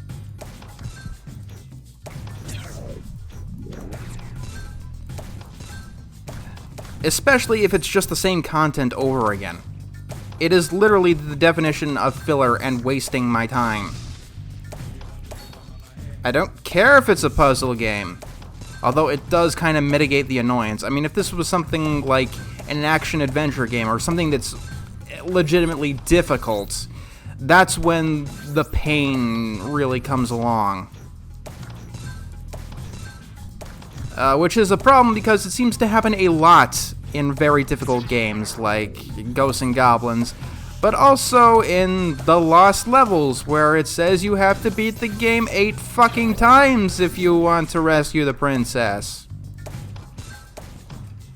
And the answer is no. That is when you take a hammer to the cartridge, because that is cheap.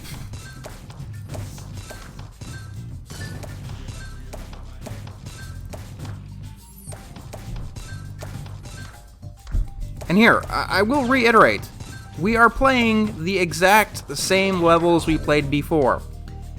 This time, they're not even adding any new colors. Like, I think it's more difficult, but I don't see any objective difference. Maybe it's moving faster? I can't tell. It adds, like, no new maps either. Stages 10, 11, and 12 are just 9, 10, or just the last 3 we've dealt with. And if you're wondering, I have a bit of a nosebleed at the moment. So, that's why it sounds like I'm talking through a tissue. Yes, I can play Zuma through a tissue. It's a game you play one-handed. Ay, ay, ay. Yeah.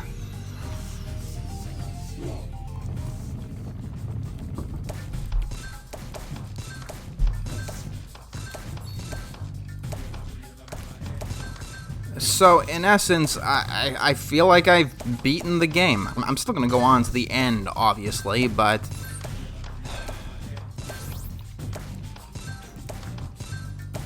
Also, spoiler alert, but this game does it twice.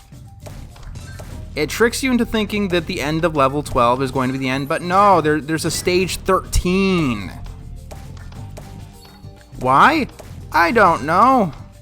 I mean, at the very least, stage 13 is a different map, and it's a pretty cool one worth unlocking. But this is just filler. That's all that it is. You're making me play through what I've already played through.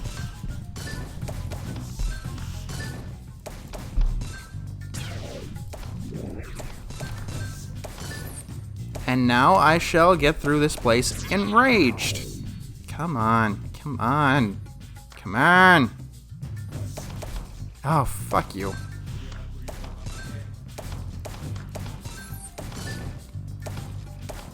Alright, let's see. You want fast? I'll give you fast.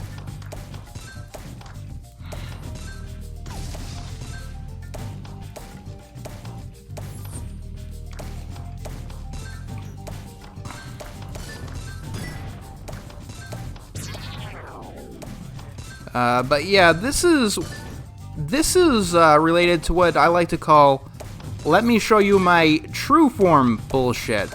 Where the final boss, after you've worked, I don't know, hours to beat him, reveals that he has a second form, which is going to take you days to beat, because you probably realize that you haven't leveled up enough to actually stand a fucking chance.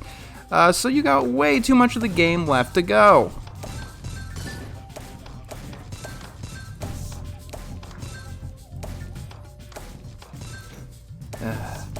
It has always annoyed me. It is one of my ultimate pet peeves. Final bosses, or yes, specifically final bosses that have a second phase.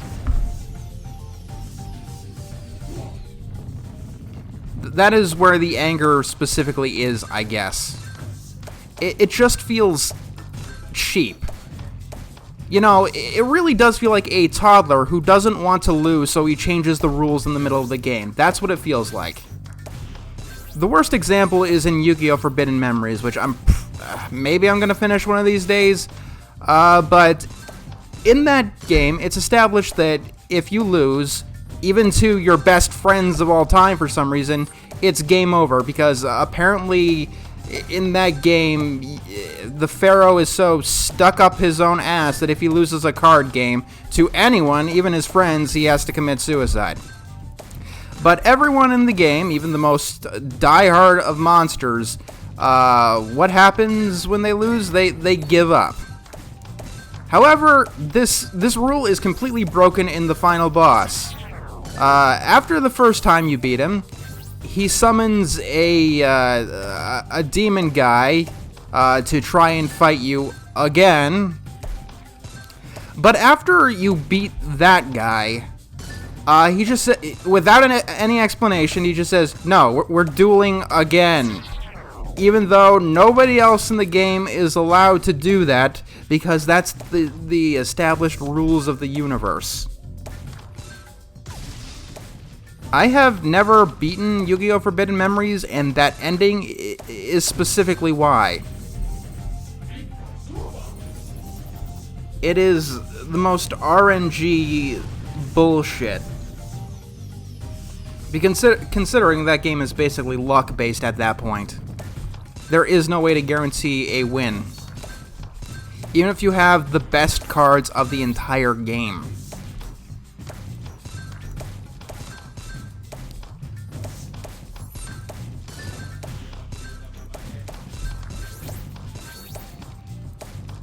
Dragon Quest was the first game, I think, in history to do something like this, which goes to show you that pretty much everything that Dragon Quest innovated on is probably not something you should be doing today. Tile-by-tile searches for a particular item? No. Bad. Don't do it. Vague hints from NPCs? No. Bad. Don't do it. Trying to speak with medieval English but not understanding medieval English? No. Bad. Don't do it. Absurd amounts of level grinding? No. Bad. Don't do it. And of course, a boss that has more than one form. No, bad, don't do it. We've gotten a million miles since the original Dragon Quest.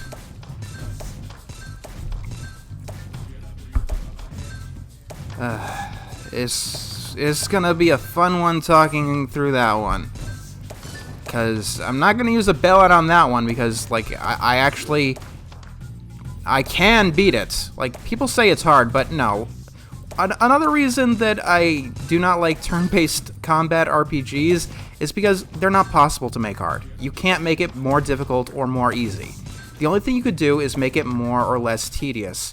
All you have to do is kill a bunch of random enemies previously, and there is no threat. Period. That is it. I hate grinding for many reasons. It's boring and stupid, but it destroys all the challenge. The only challenge is your patience. And I mean, I'm someone who can have a lot of patience. So if I grind to level 99, then what are you gonna do? You're gonna present literally no challenge whatsoever.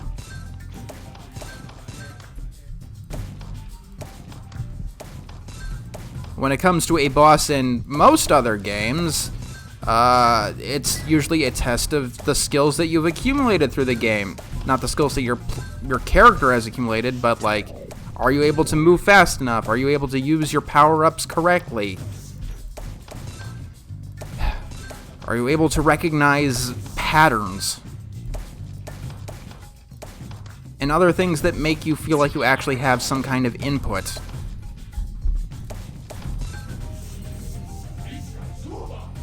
Maybe I'm ranting a little bit too much on other games at this point, but I don't know what else to say. About Zuma.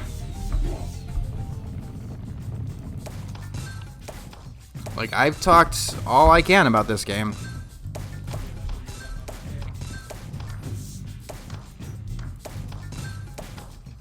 And now the only thing left to do is to win.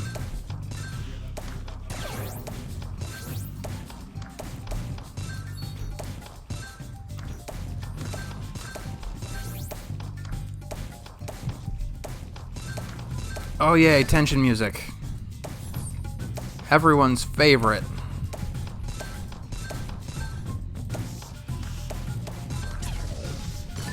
Yay. That was a good chain reaction. You're not gonna give me the purple one that I want, are you? Thank you.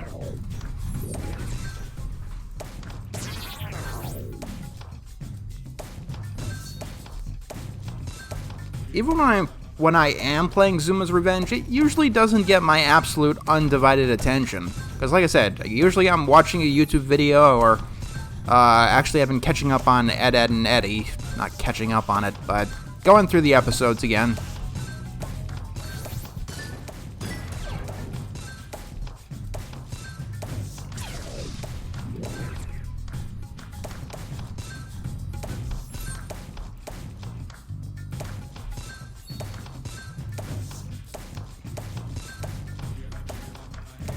And, I don't know, I was thinking of maybe making a top 10 list on a bunch of cartoons.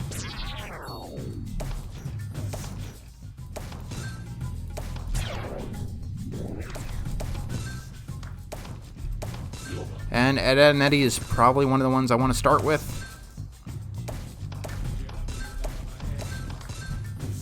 The only problem is that, while I remember my favorite episodes of the show, I do not remember them by their titles. Like, the titles of Ed, Edd and Eddy episodes were not good. Like, it was kind of clever how they snuck Ed into every... They took a random phrase and they snuck Ed into it. The problem, however, is that they often didn't relate to the episode as a whole. Like, one title is Ramblin' Ed. What is the episode Ramblin' Ed about? Well, is it an episode where one of the Eds won't shut up? No, it's an episode where Ed moves into Ralph's shed. So, like, I can think one of my favorite episodes is the Magic Boomerang episode, but I don't know its title, so, because to me it's always been the Magic Boomerang episode. Honestly, like, I really do love Ed, Edd and Eddy. I know that I've talked mostly negatively about it, like, I've done 2 atrocities. Actually, no, I have done a positive review of Fa La La Ed, which does have one of the more memorable titles. But Ed, Edd and Eddy is, like, that's the thing about Ed and Eddy. Like, if you take all of the parts of the show, it doesn't sound like it'd be good. That's the thing most people seem to agree about the show. Like, but it's definitely the definition of more than the sum of its parts, because each individual part of Ed, Edd n Eddy is just not good on its own. You take any one of the characters, and I mean any one of them, and you're not going to have a fun time. They don't look like they go together at all. I mean, the show is made like for a bet or a dare or something. It's magical that Ed, Edd n Eddy turned out as great as it did.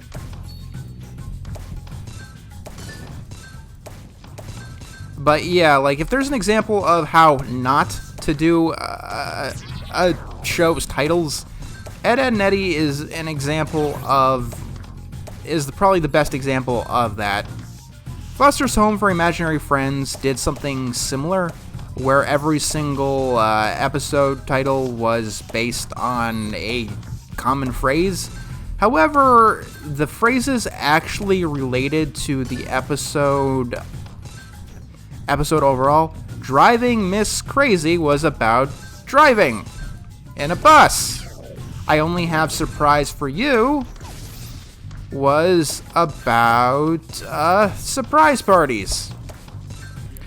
The episode Blue was about Harriman thinking that Blue was a ghost.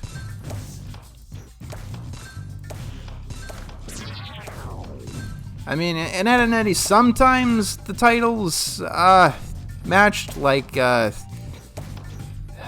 the pilot episode, the Ed Touchables, kind of. I mean, it has literally nothing to do with the movie The Untouchables, but it's definitely close. But yeah. When an episode is more identifiable by its plot than its titles, then you've kind of screwed up.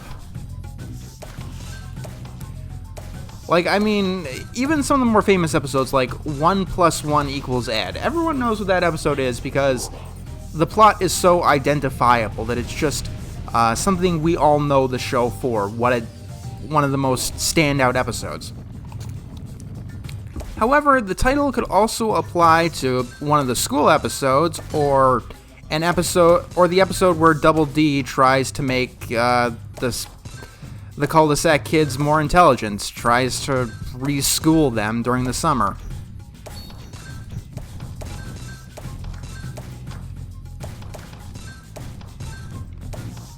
One of my favorite episodes that would be on that list is They Call Him Mr. Ed. Now, if you don't know, Mr. Ed is a sitcom about a talking horse. The episode They Call Him Mr. Ed is where the Eds make a mock business where they're all obsessed with trying to go up. It literally has nothing to do with what the episode actually is.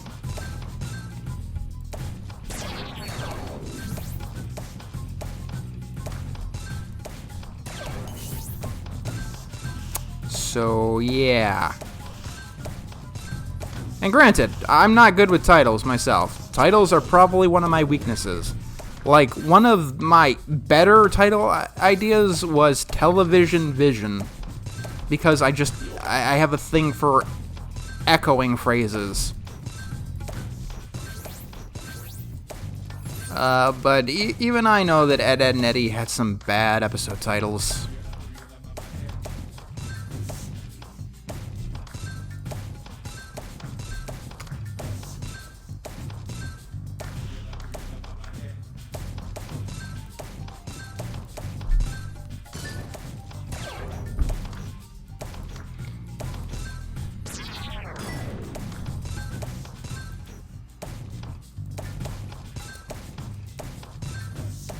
I'm not going to be able to finish this now, am I?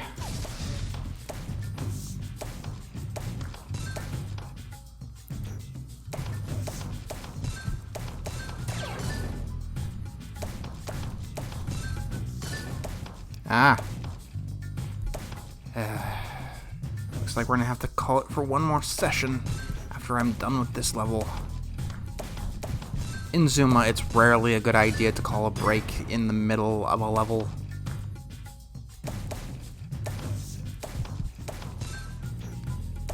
You're just not gonna... There we go.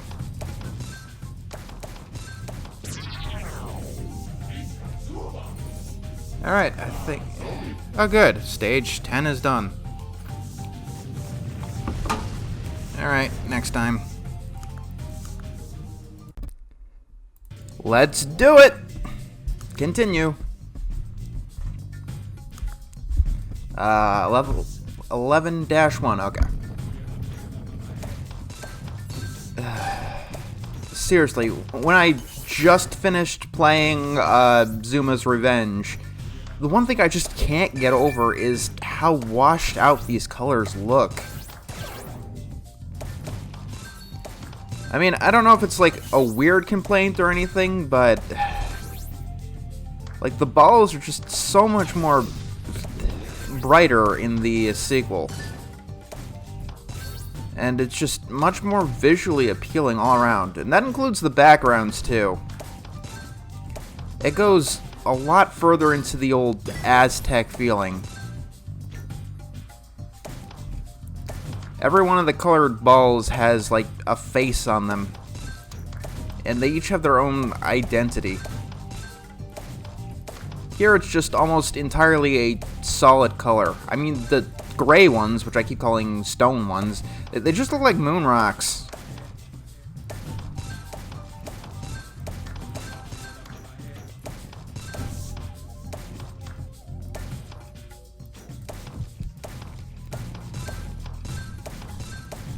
Oh god, I hate when that happens. Ah, no! Bad. There.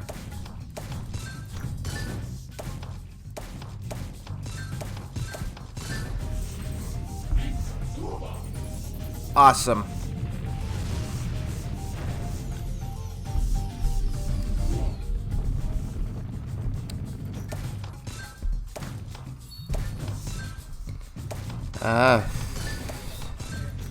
So yeah, once again, it's figuring out what the hell to say.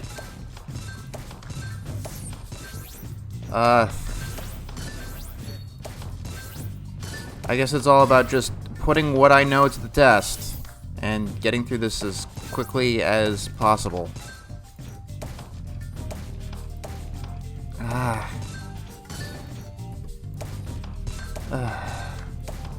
Also, I think the balls just fly slower in general in this game.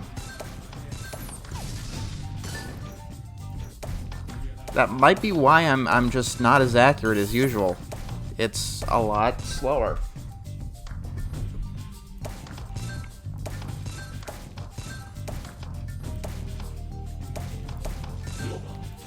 Yay!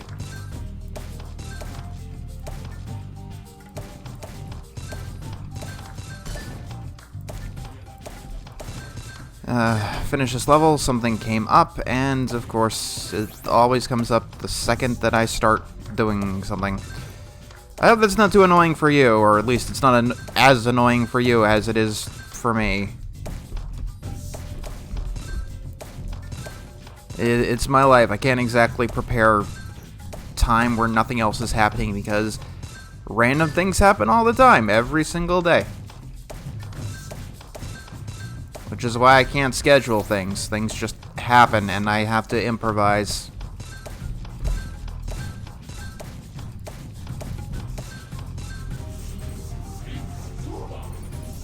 Alright, next time then.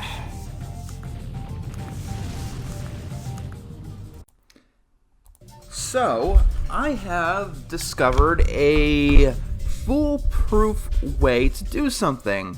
You know how occasionally you've got an appointment with somebody and it seems like they're running late, or you're waiting for a call and you're just sitting by the phone waiting for something to happen and you want it to happen immediately.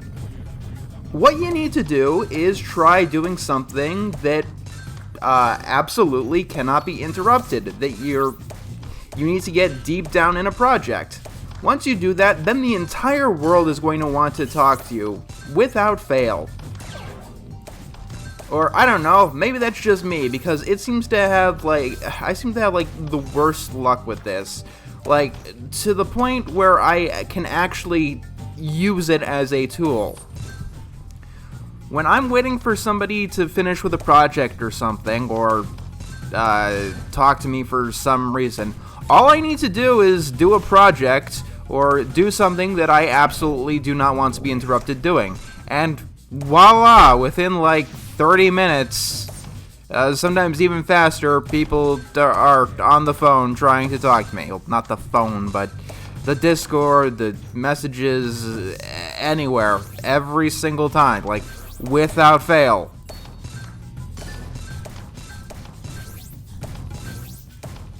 It's kind of spooky. But maybe I'm just magic, or reverse psychic or something.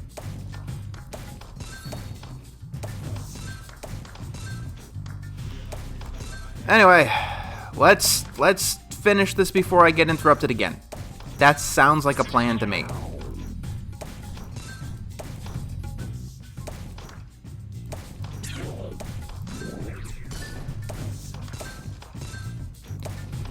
Alright, another level completely taken care of.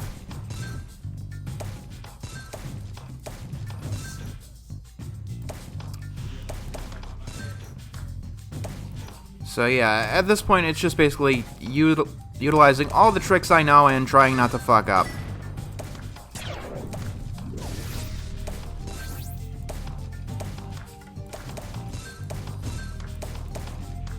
So we just go faster, I guess.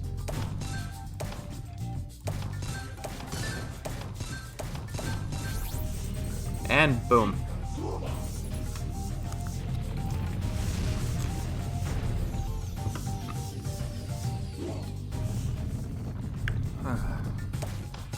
Level 11 is boring. Like I said, there's not much to talk about because we've already done this level before.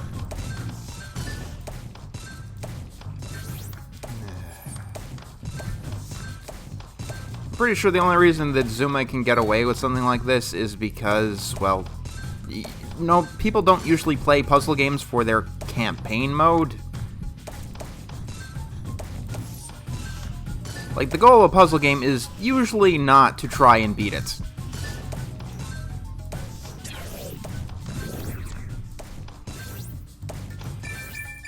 Oh, hey. That's nice.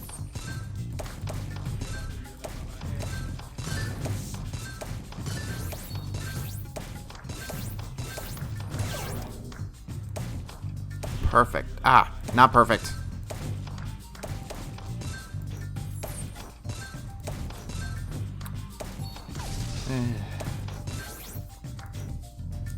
The bomb is definitely a useful power-up, and it has saved my life on numerous occasions. However, sometimes it blows up combos, which can be annoying. Nah, I'll never make that gap.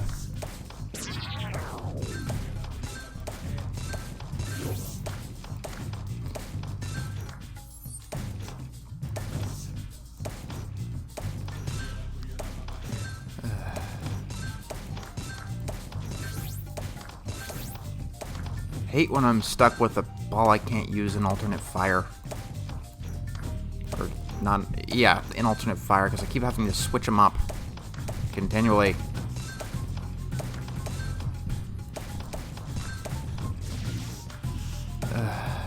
Oh yay, that's even better.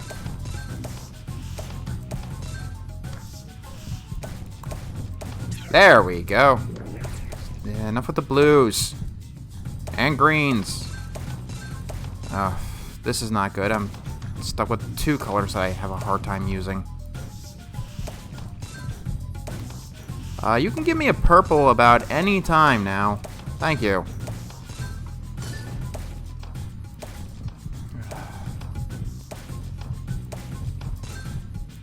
Yellow, thank you. When the mouth is fully open, it's very rare that you're usually able to save yourself.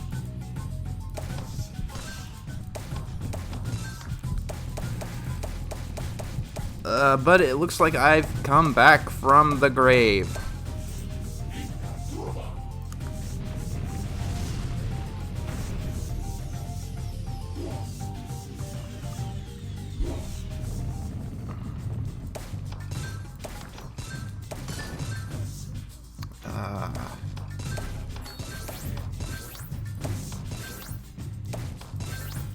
Come on.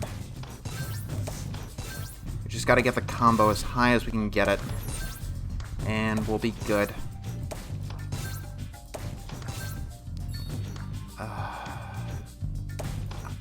Alright, that's the best I can do for a combo in the meantime.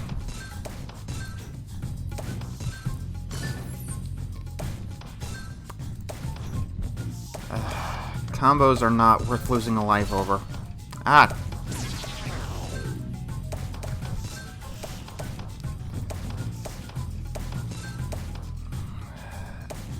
Yeah, I didn't expect that to work.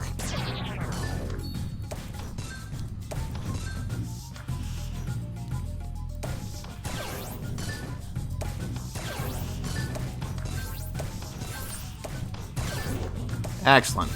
The combos are back.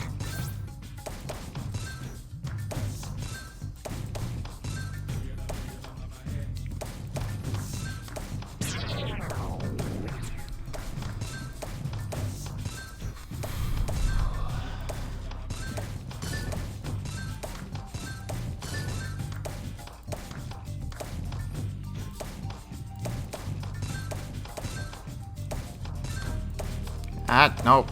God damn it.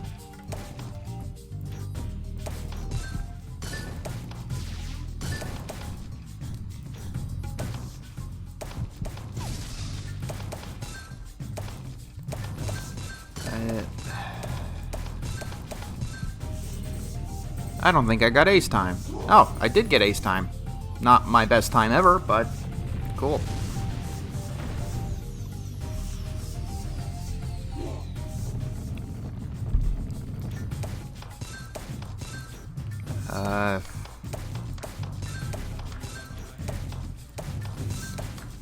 I'm just gonna keep trying to fling these things. Ah. I'm going to try and fling these things accurately. Without so many brain farts, please.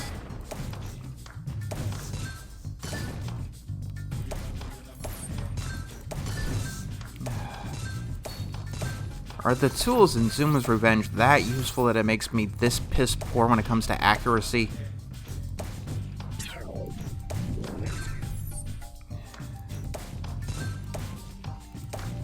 Apparently. I should not be missing so many of my shots.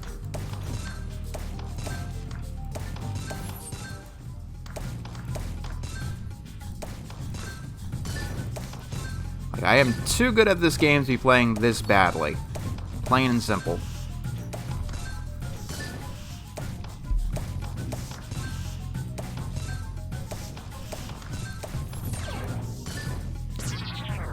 There we go, that's how it works. Although when you get big combos like that, it's usually an accident.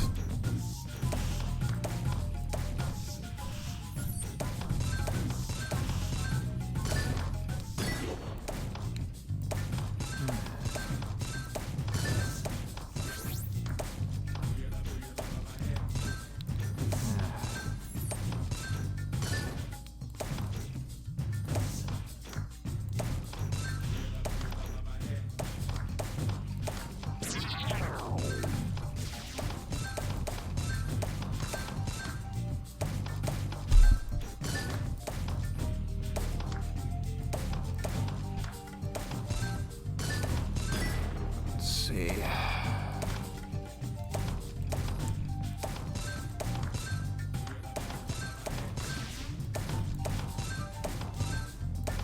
Ah.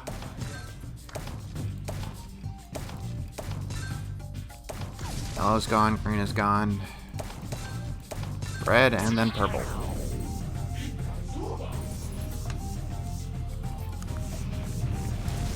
One of these times I do want to beat my top time.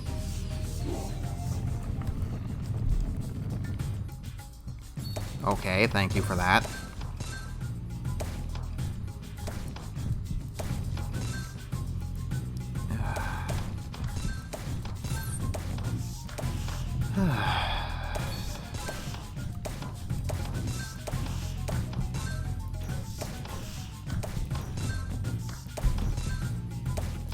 I don't know, it's just something about the level 11 stages that aren't very memorable.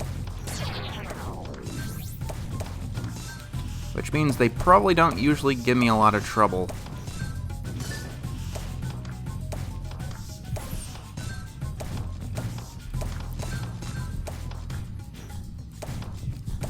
Usually, of course. Dying is always a possibility, even in embarrassing ways. Ay, ay, ay, ay, ay.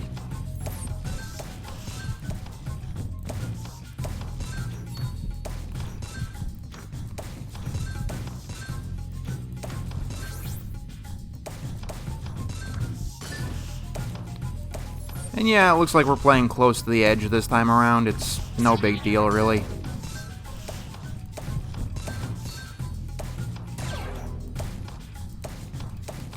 As long as you're good under pressure, it should be fine.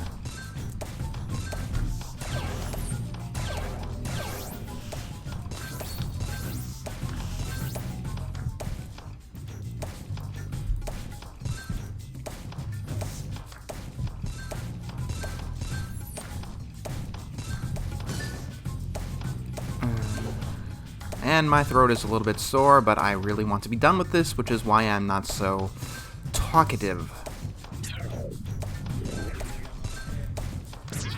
If the balls go too far back past the entrance, I think they get deleted, or that might just be a Zuma's revenge thing. Because in that one, they absolutely do.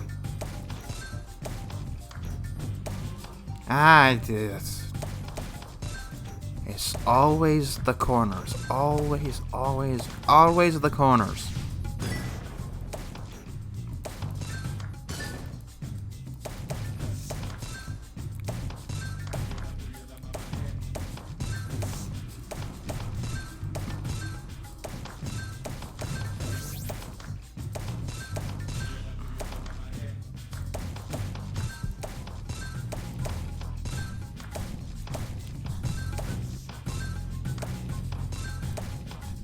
Why is the music getting intense already? If somebody can't play their way out of this, I don't know what to say.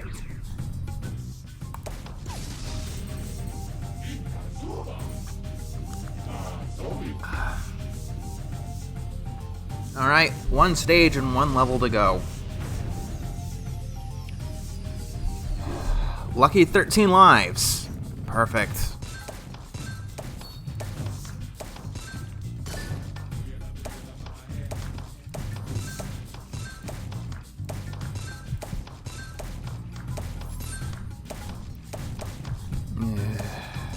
It's early in the morning. Maybe that's why I'm screwing up. Oh. Morning is a relative term. It's early in my day.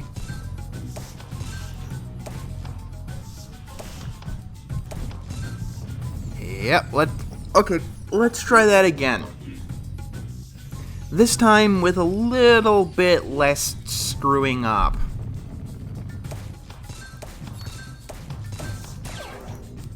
Or at the very least, less embarrassing screw-ups. Yeah, less screw-ups in the embarrassing way.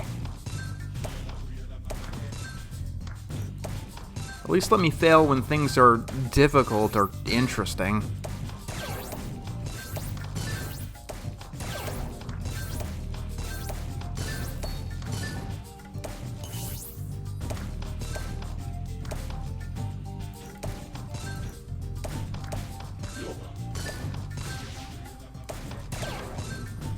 But yeah, I think that Zuma's revenge is just a lot more precise. You can make a lot more difficult shots and shoot past a lot of the balls that are in the way.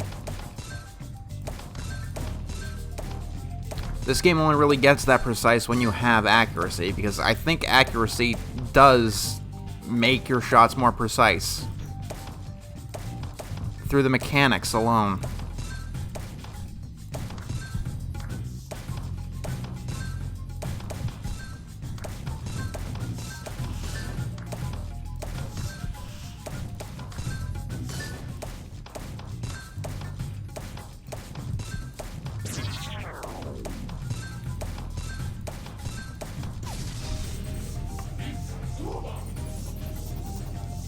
Oh hey, best time ever. Nice. I guess that kinda makes up for it. Maybe.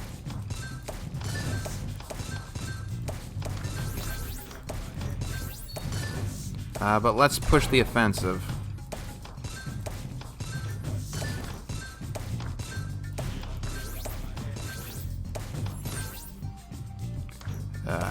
No combos available. Okay. Because there is a couple of levels coming up where I really am going to need a lot of my lives. Because they are difficult even when you're playing very well.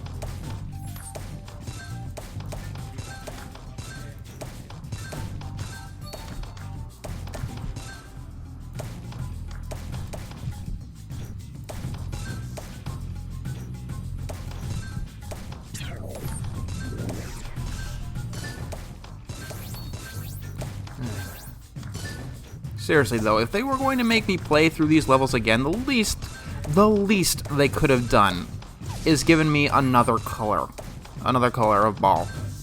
Like, how hard is it to make an orange one? That's the color they didn't use.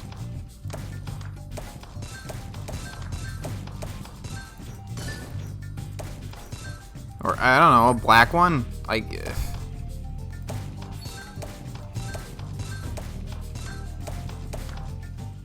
But no, just repeat the same fucking... repeat every level in the game over again. Again.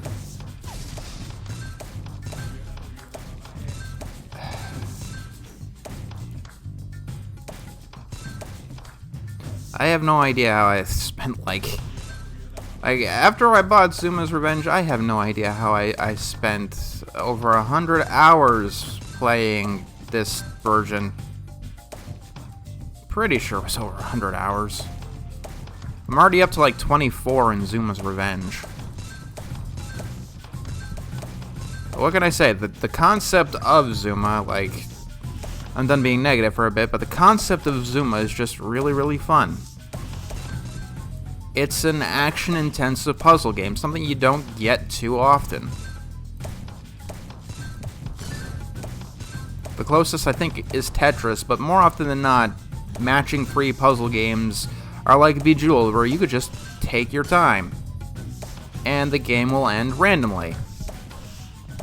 Like, if Bejeweled has a big problem, that's basically it. It seems to be entirely RNG. How many matches you have depends entirely on what the game gives you and nothing else. I want to see something real quick. Yeah, 109 hours into Zuma. Which I guess is a good run. The game costs, what, $5? I think I got my money's worth. If you're wondering, when it comes to raw gameplay length, if I determine that I got a good value out of a game, it's basically $1 per hour that I spend in the game. That's how I determine if a game I bought is worth what I paid. So, for example, a $60 game should last me 60 hours. Of course, there are other things to get that score up. If the game is able to make me laugh or make me cry, or it's completely unique, like nothing I've ever played before, those are all in its favor. But yeah, those standard AAA games where it only lasts you about 8 hours, yeah, those are nowhere near worth the price for me. Like I said, this game right here, it's lasted me over 100 hours.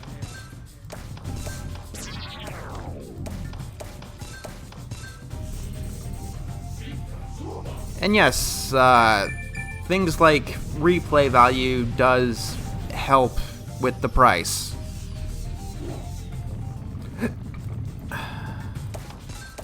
I mean, if I'm never willing to replay a game, generally speaking, it's a bad game.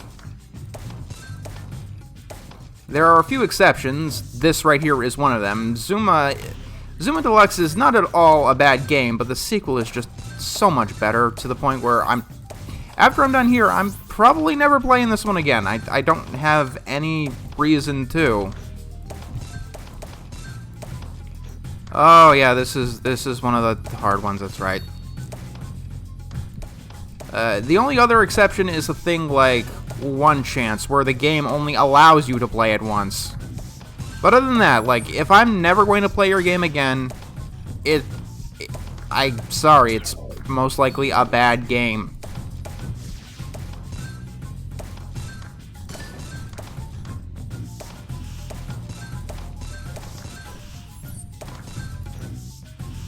Games should be playable and fun to play years and years from now. Like, think of a movie, for instance. Just because you've seen it doesn't mean you won't ever watch it again. Unless it's a shit movie. Alright, I need to buckle down on this level. It's one of the hardest in the game, one of the 3 hardest. I think it's the 2nd hardest in the game. But this is a level where I have gotten game overs.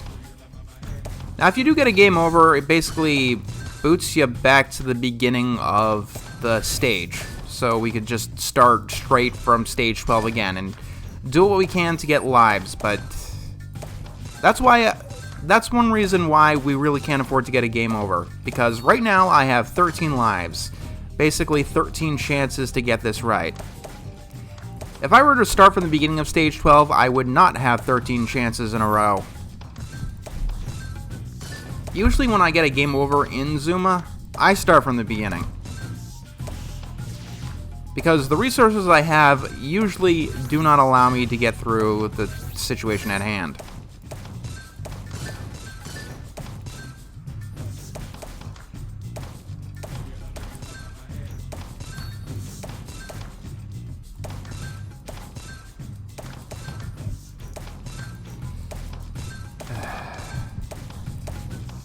We need to get a lot of combos, a lot of quickly. I can't afford to make misses.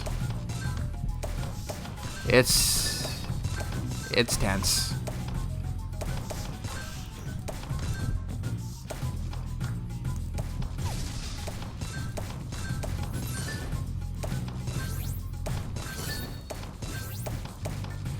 There we go. We're almost there. Every power-up is important. Ah, no.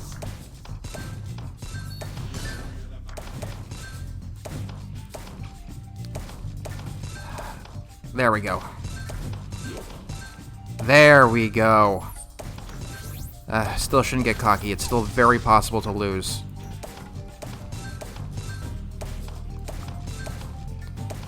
But yeah, this stage, 12-4, it is one of the hardest in the game.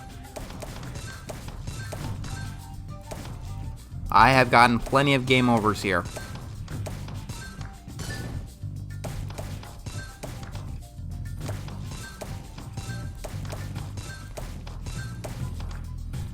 And look, even now, even when we're close to victory, it's getting pretty close.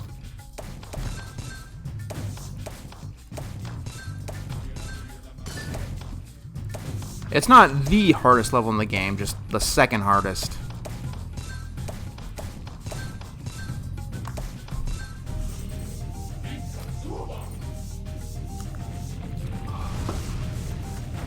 This level ain't so bad.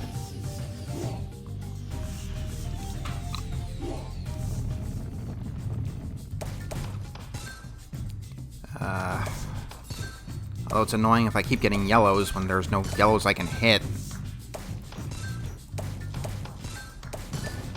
In situations like this, don't focus on combos. Just focus on dumping a color that you can't use as soon as possible.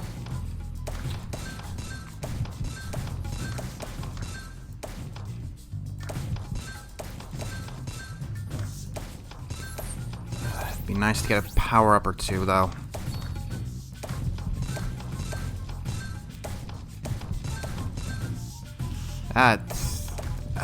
God damn it.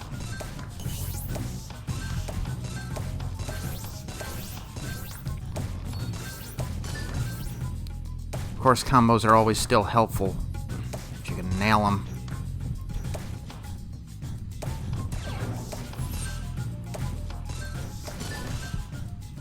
Come on, we're close. We are close. We're close to dying, that's what.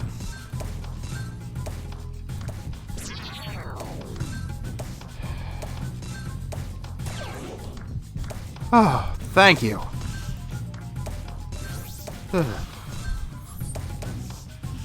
That's what you call tension.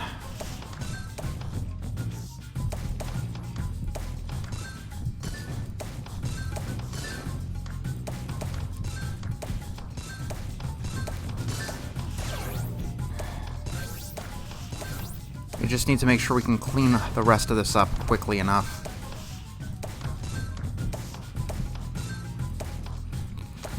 If I can get a couple of purples, that would be so nice right now. Thank you!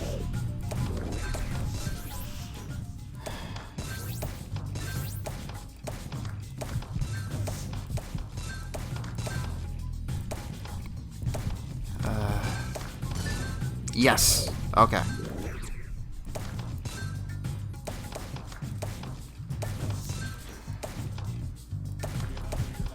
Feel like he can breathe, but we're still not out of the woods yet.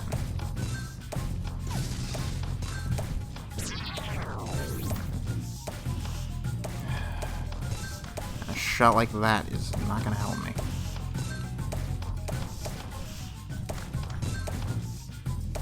Why am I having trouble with the close ones?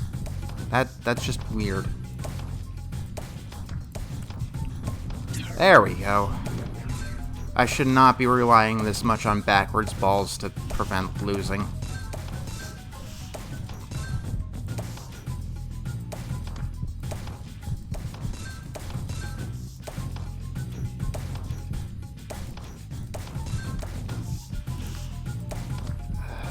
And we loot. Oh, nope, nope.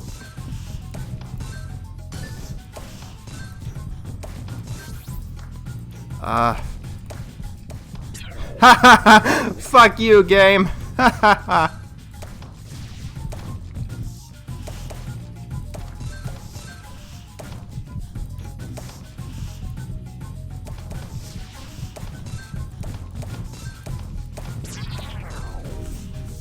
did it.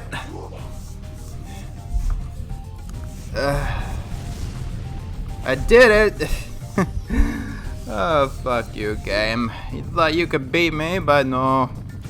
Gonna have to try a little bit harder than that.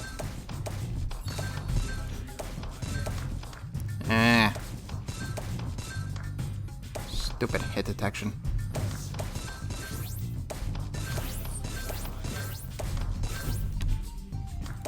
Let's see. Somebody is messaging me. I will be right back. And we're back. That was an accidental shot, but a lucky one.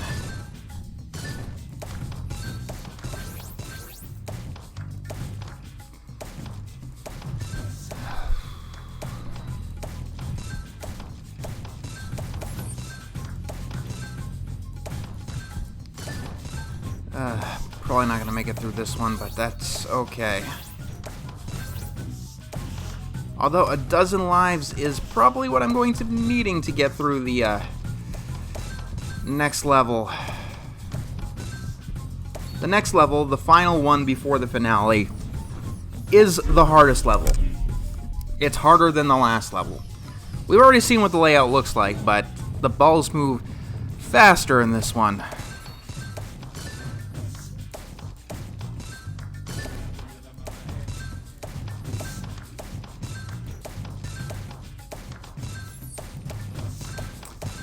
So I guess it's back to, you know, just hyper-focus, so if my commentary is sparse, you know why.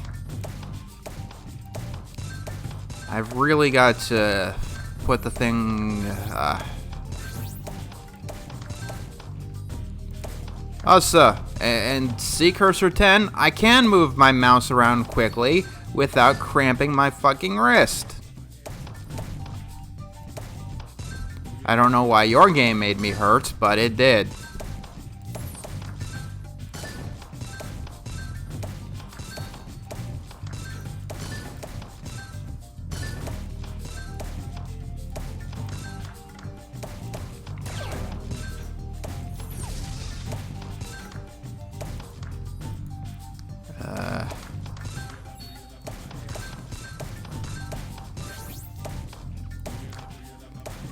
Thank you. Backwards ball.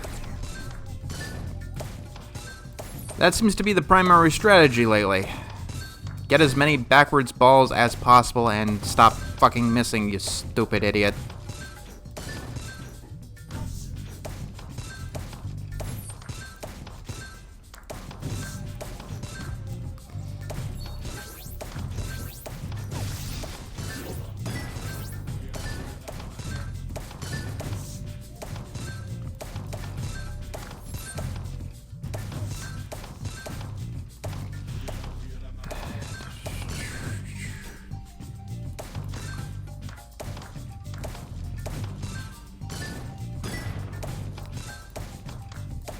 Although accuracy balls are also very, very helpful, and they bring me back to my proper accuracy.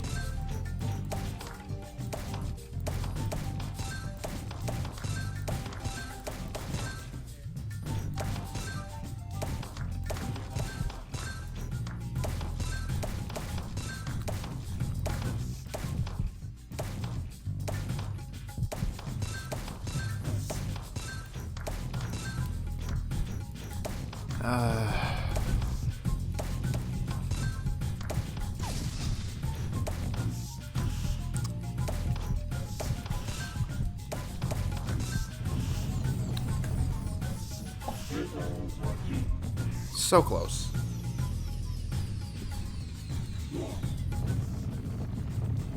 Yeah, just because you hit Zuma does not mean you're done. I think I've lost more times after Zuma's been hit than during the actual level.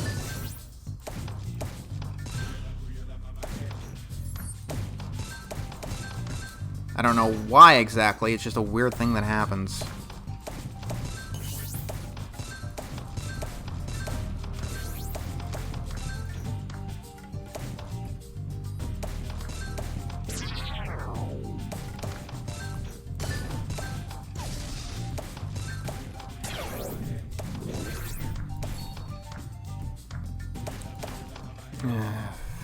Of course. 3 blue balls in a row when you can't use any of them. No, that was an important one.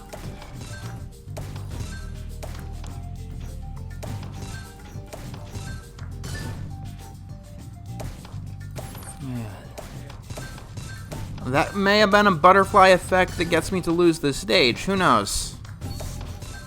Stay tuned to find out.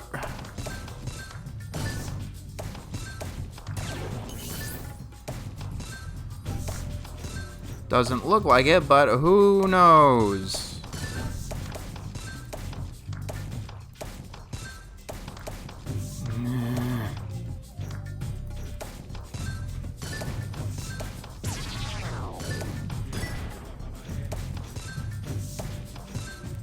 Let's close the gap, shall we?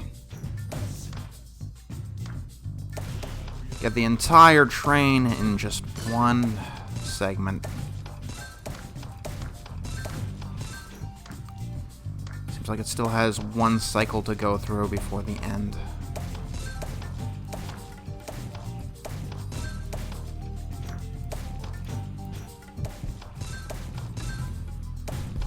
Goodbye.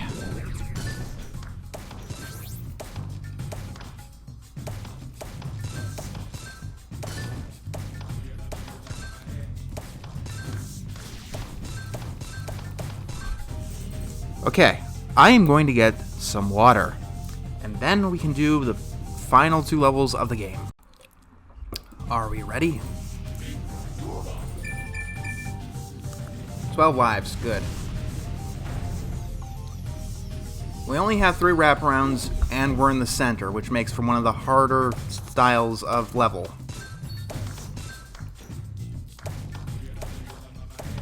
And it's a pretty short track. The balls keep moving fast, and I can't afford to miss like that.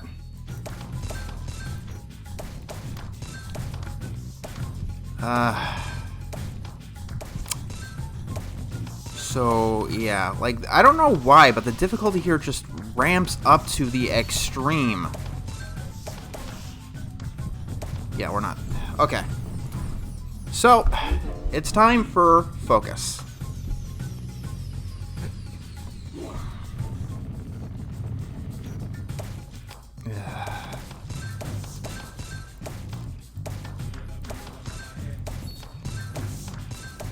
You know, good focus that gets me to hit the right thing.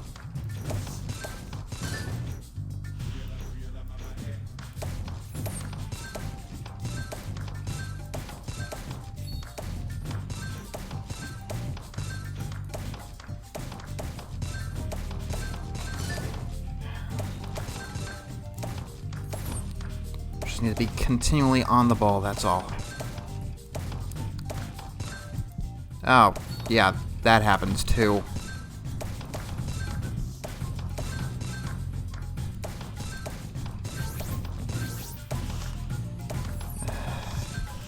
Combos ain't gonna help you here.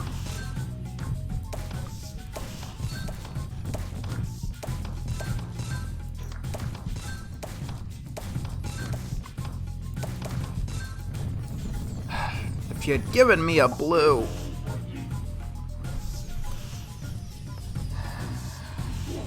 Yeah, 2 lives down the drain already.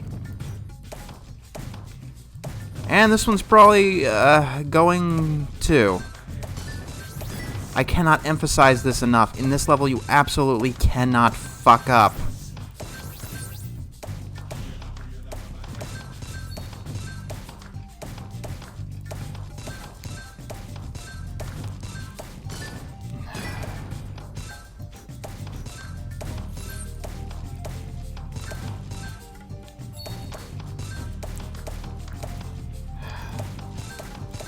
Don't spend too much time looking for the next shot. If you would just see it. Go for even a less ideal shot. Instead of always making matches, at least put it next to a pair.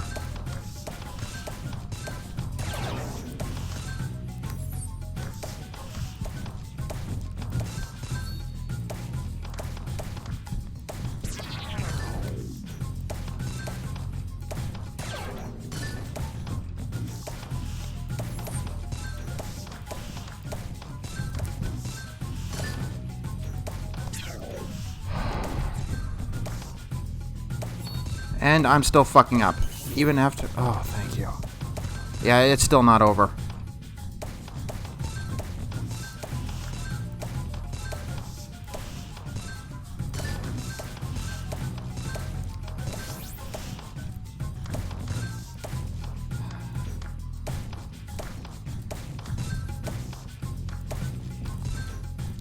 Why won't you just give me a fucking blue?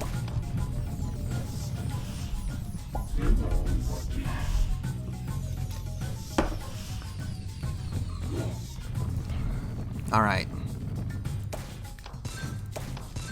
Let's try not making mistakes. My fucking god, that's too many already.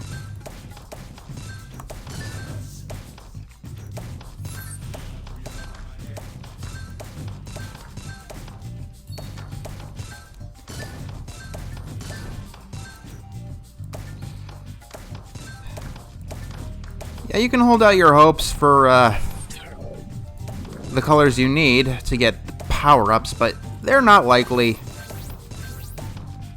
Instead, the power-ups seem to be used to just kind of screw you around.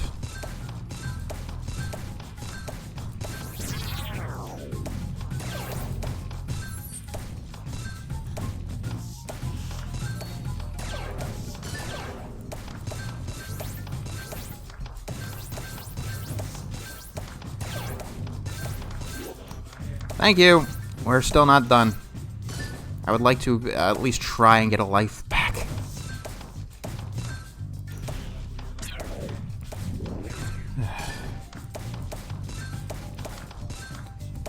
Yeah. Even at the start of this... it was just 2 lives down the drain.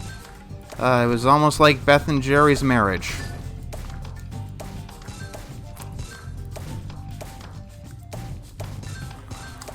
And we're still not out of the woods.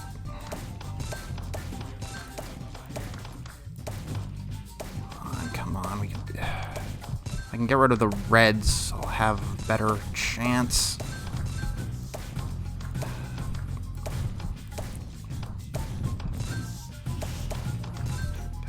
Fucking hell, purple! No!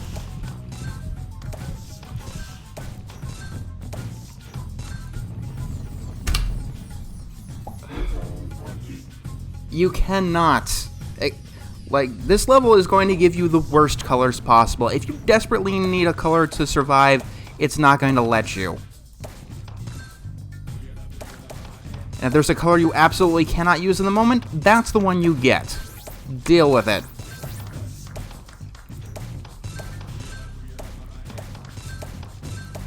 The reason why I failed at the end is because I left too many single colors.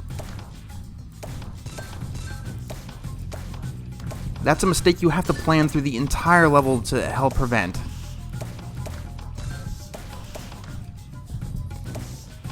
We've lost another one already.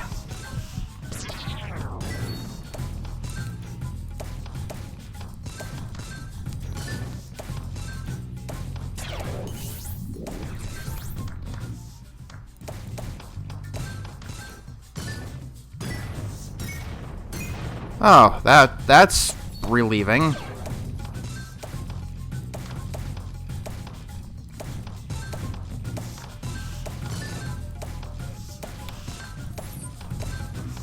Now, I might not be having this problem if, you know, I could actually be playing an original level instead of one that I've already beaten. Sorry to beat a dead horse, but considering the name of the game is repeating yourself, I thought I might at least try and compete.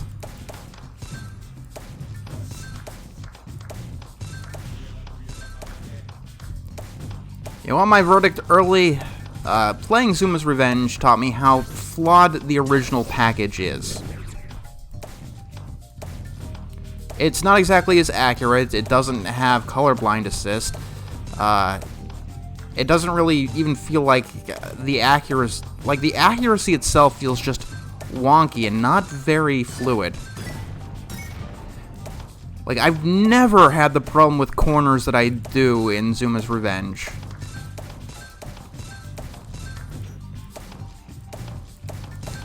Every single level in Zuma's Revenge is completely unique. There are more power-ups.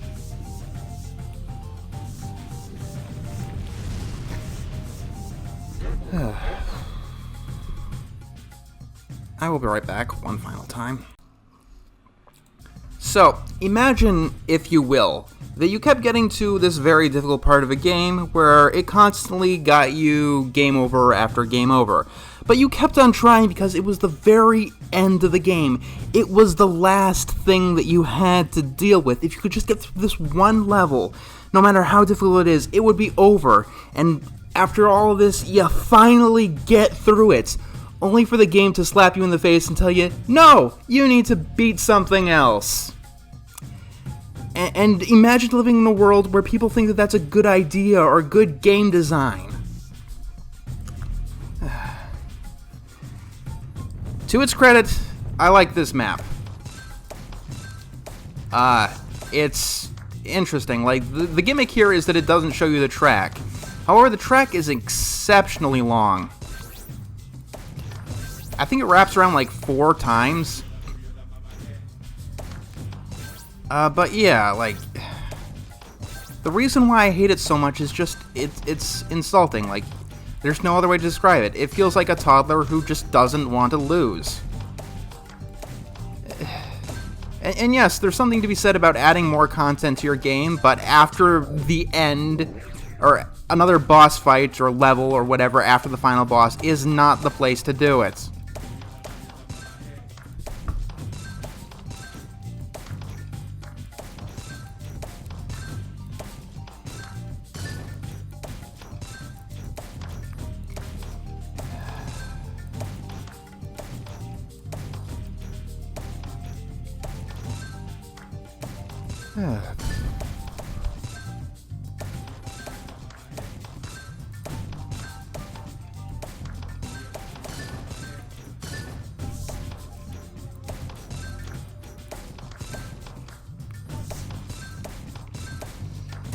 So yeah, you have plenty of leeway here, and we have 8 lives left over, so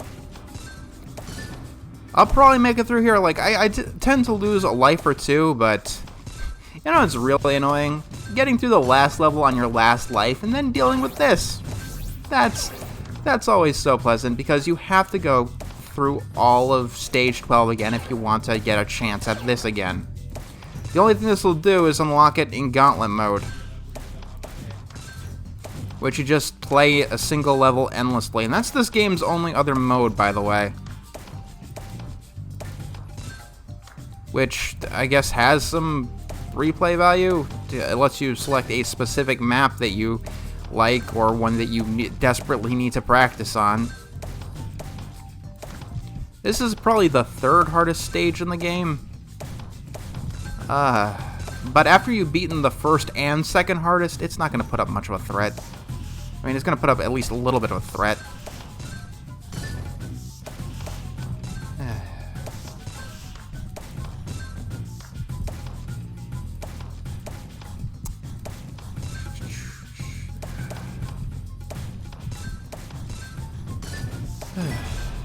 But the only threat here is definitely the wraparound. Like, the fact that it doesn't show you where the track is isn't really much of a problem. Honestly, it feels like they were just too lazy to include that asset at this point. But I mean, if you didn't want to make a complete level, don't make me play the level.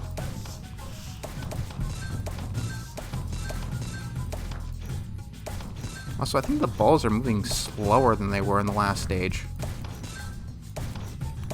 Although that's something that's quite hard to gauge.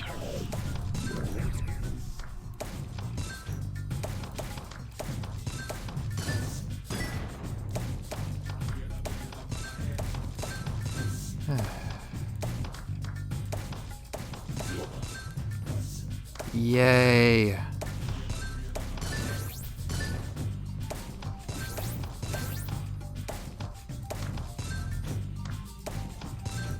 Like I said, I have enjoyed this game in the past.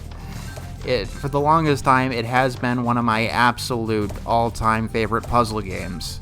Even though some people consider it more of an action game than a puzzle game, it's a puzzle game. You match 3 of something. That's our definition of a puzzle, even though it's not puzzle. We've already had that rant.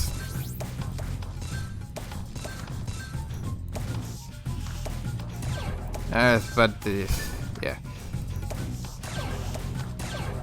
But, like, after this, there's no reason for me to play it again. I mean, Zuma's Revenge is, like, right there next to it alphabetically.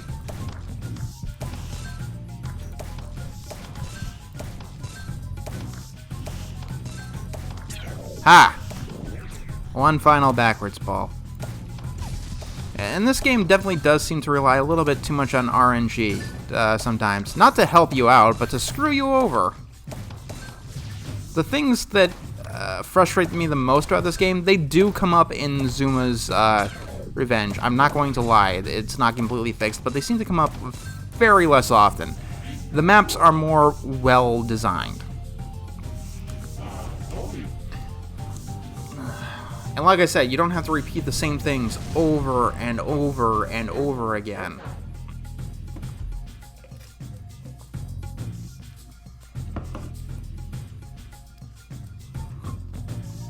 Also, it's very much better with its aesthetic. This game the entire time had an Aztec theme, but the final level for some reason is randomly in space. When the final level in the original, or in Zuma's Revenge, is like in the base of a volcano. Yeah, whatever. You guys skip the credits. But that was Zuma. We're done with it. Yay! I guess the overall thing that I wanted to get out of the way is, what do we do about games like this? Games where I already know that there is an objective sequel that should be in the book before we even go on.